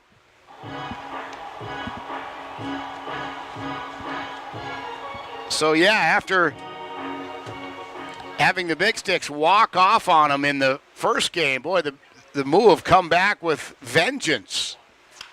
Oh, there's a line drive just off the glove of the pitcher, Balch.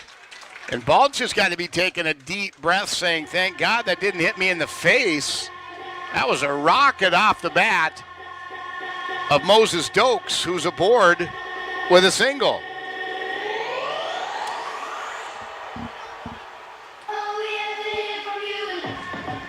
Erlob down to second.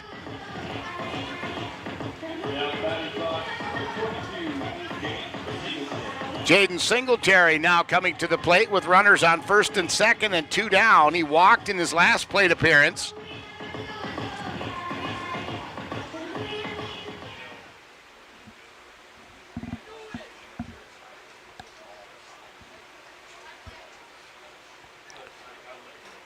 Balch taking his time between pitches here, or prior to the first pitch to Singleton, and he comes in high. And I think every time Balch has thrown a ball that it hasn't been a strike, I think it's always been high on his misses. I'm sure Justin downstairs is charting those so the Big Sticks can use that as a tool. There's a line drive that bounces out near the jumping castle out in the beer gardens that aren't occupied tonight.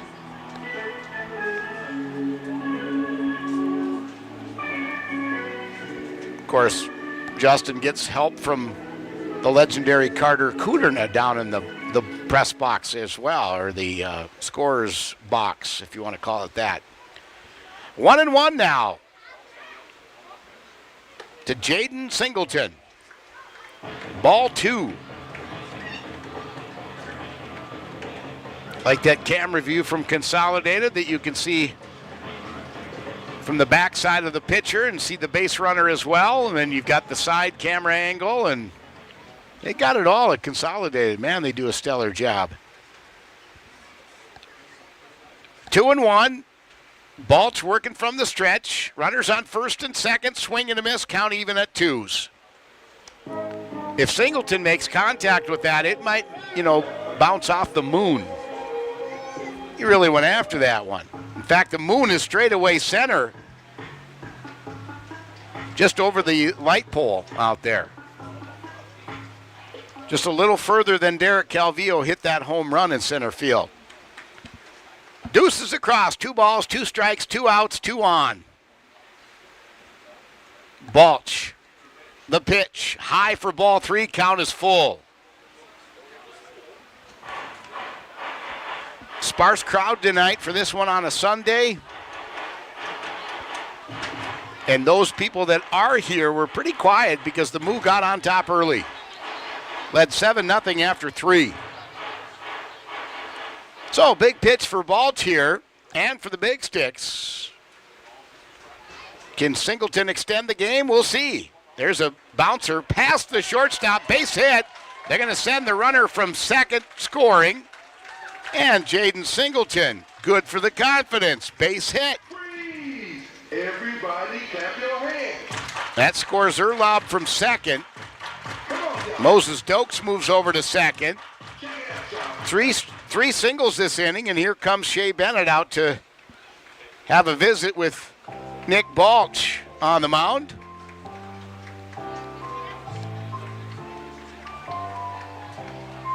Don't see any activity in the pen, so this may again be just a pat on the back, and let's get out of here. Prepare for Game 4 of this series tomorrow. 6:20 start tomorrow, and then on Tuesday the same, 6:20, as we wrap up this 5-game series. Big Sticks are home for 7 in a row, dating back to Friday night. After the series with the Moo, the longest of the year consecutively for any team against the Big Sticks. After that, they get Gem City at the Bison at home for 2 games. Okay, now are we making a pitching change, Trace? He's throwing warm-up pitches. Yeah, because Balch is standing over there. I think Balch is going to move to the infield, and they're going to bring somebody else to pitch. So we're going to take a timeout here on Consolidated. We'll be right back. I wonder how much my car is worth. I just don't drive it anymore. Dan Porter Motors will buy it. I'm tired of my old car. I just want something different. Dan Porter Motors will buy it. What about boats and campers? Dan Porter Motors will buy it. Now, for a limited time, Dan Porter Motors will give you the most for your car, boat, pickup, camper, motorcycle, jet ski, tractor. You get the picture. Just stop in, give them the keys, and they'll write you a check. It's that simple. See Dan Porter Motors, 58601.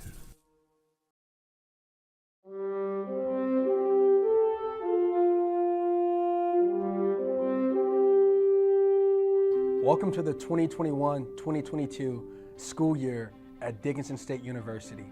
The DSU here. Well, it was not really a true pitching change per se. Nobody came out of the bullpen. They just moved an infielder to pitch and a pitcher over to second base. So they flip-flopped Balch and Baskin from second. So Austin Baskin, the new pitcher, and he faces Jackson Fisher, and the very first pitch is a called strike 1. 10-5 our score. Big Sticks down tonight. They've got runners on first and second, and they're down to their final out. In fact, their final 2 strikes. Here comes the 0-1. Fisher goes after it. Strike 2. So Baskin, I don't know if he's a pitcher on any regular basis, and maybe hasn't pitched since high school or something. Probably Coach Bennett just saying, you know what, I'm going to give Austin a chance to throw some balls. And I don't know about Balch's ability at second, but I think he was just saving time and saying, you know, we'll just flip-flop those 2 guys. That pitch way outside for ball 1. So Baskin now on the bump. And again, his job is just to come in and get Jackson Fisher out. 1-2, Jackson Fisher. Big Sticks hopes hang in the balance. Fisher drills one to left field. That's a base hit, and they're going to hold the runner, and wisely so. That was they were playing him shallow. Samayoa out and left got the ball as Fisher was just getting the third. And now the bases are loaded. After the single by Jackson Fisher, the 4th single of the evening. Dokes at third, Singleton at second, Fisher at first, and at the plate is Steve Marhefke, the 9-hitter in the order. Marhefke 1 for 4 tonight with a single, a pair of strikeouts, and a ground out to short. When he did get his single, he went after the first pitch like he did there, but He was successful that time. This time he fouls it off towards the Big Sticks dugout. There's never a lack of drama in the Independence League. No more sun on the field. Day is winding down. Sun is fading to the west. Baskin thought he had a strike and didn't. Count now 1-1 to Mar Hefke.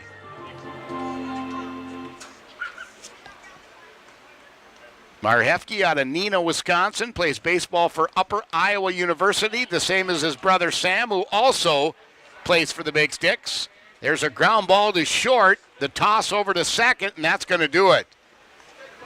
So Fisher goes down on the 6-4 putout to end the ball game. Big Sticks take one on the chin, 10-5. Second loss in a row, and of the series. So Big Sticks back at it tomorrow night, 6:20. And we'll have coverage here on Consolidated Channel 18 and the Big Sticks YouTube channel.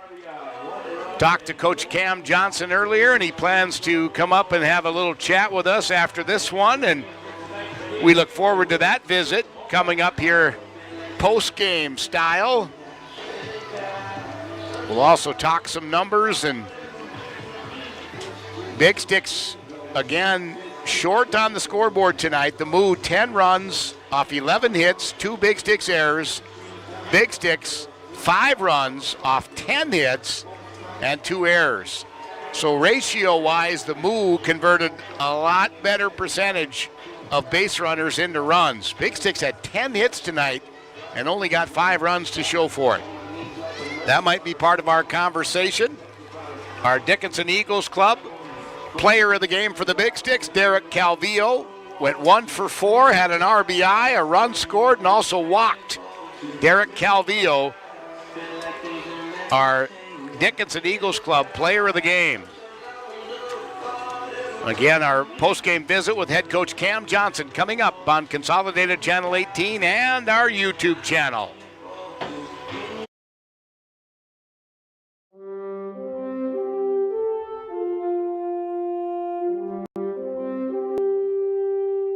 Welcome to the 2021-2022 school year at Dickinson State University.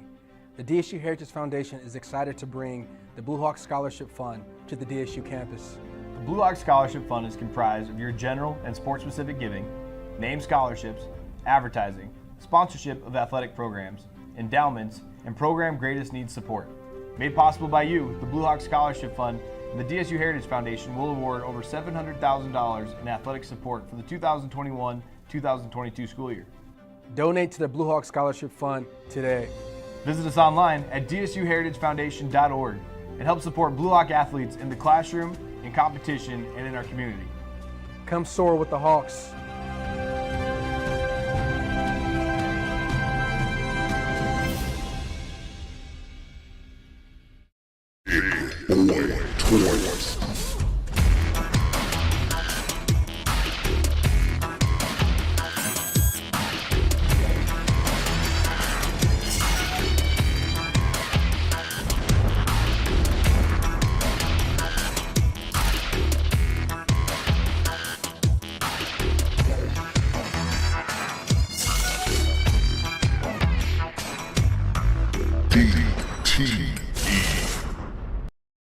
It's more than an international nonprofit organization. The Fraternal Order of Eagles is all about people helping people. They donate more than $10 million a year to local communities, fundraisers, charities, and more. On the local level, the Eagles Club of Dickinson has been serving the community since 1940. They offer lunch specials Monday through Friday from 11 to 1:30. They also specialize in banquets, weddings, anniversaries, benefits, and more. Not a member yet? Stop down and visit them today. The Eagles Club in Dickinson. Call 701-483-3561. Finding the right mortgage company can be a little puzzling. At ENG Lending, we make it easy by finding the right program that fits perfectly. From VA loans for our veterans to first-time home buyers, refinancing and debt consolidation. Piece by piece, we pay close attention to every detail so that every piece of the puzzle falls right into place. ENG Lending. It all comes together. Call 456 Loan right now. Challenges and struggles are part of everyday life for all of us. At Infinity Real Estate Group, we don't back down and we take it all in stride. You got it on video, right? Yeah, it's rolling. Might be quick. Here we go. It's rolling. Oh, you got it, right? I got it all. You got the whole ride? In these struggles, there are no mistakes, only life lessons. We may not be that good at some things, but we do excel in real estate. We are Infinity Real Estate Group. Experience the Infinity way. Post-game on a Sunday evening. Big Sticks on the short side of the board tonight. 10-5 final after last night's 15-4 loss. After a dramatic 4-3 win on Friday, it's been an emotional roller coaster for the Big Sticks. Coach Cam Johnson joining us now, and a little bit of a head-scratcher here tonight, Coach. Yeah, for sure. Thoughts on what went wrong with the Big Sticks? You know, you're down 7-0 with a crack of a bat practically. 2 runs given up by the Big Sticks in the first 3 innings.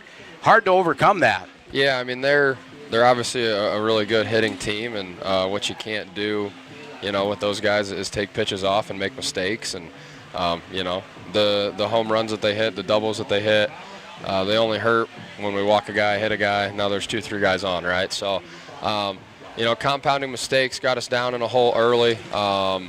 You know, we did a good job to keep it close. We had multiple chances, but, you know, at some point we just got to start cashing in when we got the bases loaded. And, you know, I think we had the bases loaded 2 or 3 times tonight maybe, and we didn't get a single run out of it.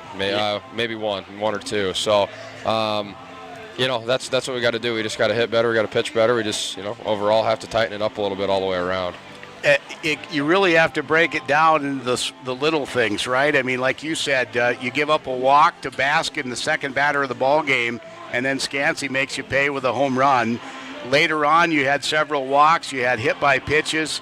And it seemed like every time you guys would put some runs on the board, and it was one at a time, you know, that was hard enough. Yeah. But then they can answer with 2 or 3 runs very quickly. And kind of like what happened last night, you score 4 runs, they answer with 5. That's, you know, mentally and emotionally just absolutely debilitating. Yeah, we just, you know, that's where we've talked about it multiple times. I said the downfall of us as a team is, you know, when we allow the big inning, and then when you allow the big inning 2 or 3 times in the same game, obviously that's not going to be a good result. So, you know, we're getting some guys healthy and we're getting guys in, and so, you know, looking to turn it around tomorrow and get back at it. I've said in years past that coaches at this level in summer collegiate baseball have to be puzzle masters to find a way to, A, have enough pieces to put a team on the field, and then which pieces fit. And then when you're dealing with the injuries, because I think we've seen a bigger injury bug this year for the Big Sticks than years past. Yeah, we've had a lot of guys banged up, and that's just part of it sometimes. And, you know, losing Quade Peters and not having Carson Lundmark for multiple games, obviously, you know, that hurts us. And so, but on the flip side, our guys understand, you know, it should be next man up, and the expectations are the same for every guy on the roster. So, with that said, I saw some different guys getting some different looks tonight. I mean, Moses got a couple of at-bats and giving some guys just some chances, huh? Yeah, I mean, at this point, you know, we got to see whose bat's going to get hot, and the only way to do that is by giving guys opportunities, and the more they succeed in their opportunities, the more they're going to get to play. So. Absolutely, and again, you know, sometimes in the beginning of the season, you're not really sure who's going to gel and who's going to fit here and who's going to fit here. But at this point now, we're looking for that stretch run and to say, all right, let's build up and get back to the winning ways and do the things we need to do. So it's fundamental baseball, but it's also who's going to be there and who's going to step up. Yeah. I mean, that's all it comes down to is, again, if we, you know, we're 1 or 2 swings away from that being a completely different ball game, and I feel like I've been saying that a lot this year. So that's kind of been, you know, we haven't cashed in when we should. And so once we start doing that, you know, we're going to be all right. 10 runs off 11 hits, 2 Big Sticks errors defensively tonight. The Big Sticks, you guys had 5 runs, but you had 10 hits. You were right there in the hit column with them, just couldn't convert them to runs. Like you said, a couple of opportunities when bases were juiced and you come away with 1 run at most. Yeah, and I think, you know, the one thing that we need to, and it's hard because you can't just make it happen, but we need to start hitting for more power. We need more doubles and home runs, and singles are only going to get you so far. And you know, a single and a home run, you're both hit it hard, but one's a run and one's one base. So I think they may have broke a record tonight with 5 or 6 doubles. I mean, everything was a double for them tonight. So a couple of times I noticed, and correct me if I'm wrong, but there may have been some base running snafus that seemed to be a little bit frustrating. Did you see that? Yeah, when we got a guy thrown out at 3rd down 6, and I guess it was on me. I didn't give him the red light, but I also, I thought we were all kind of on the same page. So I'll wear that one. It wasn't a called steal, but I should have just shut everyone down. So I'll wear that one, and that's how it goes sometimes. So. Well, again, tomorrow night, same guys. You get these guys tomorrow in, and again on Tuesday, 6:20 tomorrow, 6:20 on Tuesday. Anything different? You don't have to obviously share anything top secret with us, Coach, but what do we do tomorrow? Do we shake up the no, I think we just got to come out and enjoy the moment a little bit more, and not make the moment too big. Also on the same side, I see guys getting tight in spots where bases are loaded, and we should be having fun there. We should be trying to see how far we can hit the baseball instead of trying to be fine with things. So that's kind of going to be the motto and the talk when I go over here in the clubhouse. And but we're all good on our end. So all right, sounds good. Noticeable even from way up here in the press box, Coach. We haven't had a lot of fun the last 2 nights. So well put and well said. And best of luck tomorrow. Yeah, thank you. All right. Thank you. Head coach Cam Johnson joining us here again to wrap this one up for you. It was the Moo taking the victory tonight over the Big Sticks, 10-5. Last night, 15-4. Big Sticks grabbed the first game on Friday night, and so there's still 2 games left with the Moo here. A chance for the Big Sticks to take the 3-2 series win, if you will. It's not to the rubber match yet, but it's darn close. So again, in this series, it's Moo 2, Big Sticks 1. Big Sticks will be looking for the win tomorrow night, and we'll see if they can rattle the cages a little bit and get back in the win column tomorrow evening, again, 6:20 here on Consolidated Channel 18 and the Big Sticks YouTube channel. That's going to do it for our coverage here tonight. Again, a big thanks to Vlad and Gustav, and I got to get his name right. What is this character's name over here? Huh? Xander. I almost said Zane. Xander and Trace, of course, leading the way with Consolidated and Channel 18. That's going to do it for us. Bidding you a wonderful Sunday evening.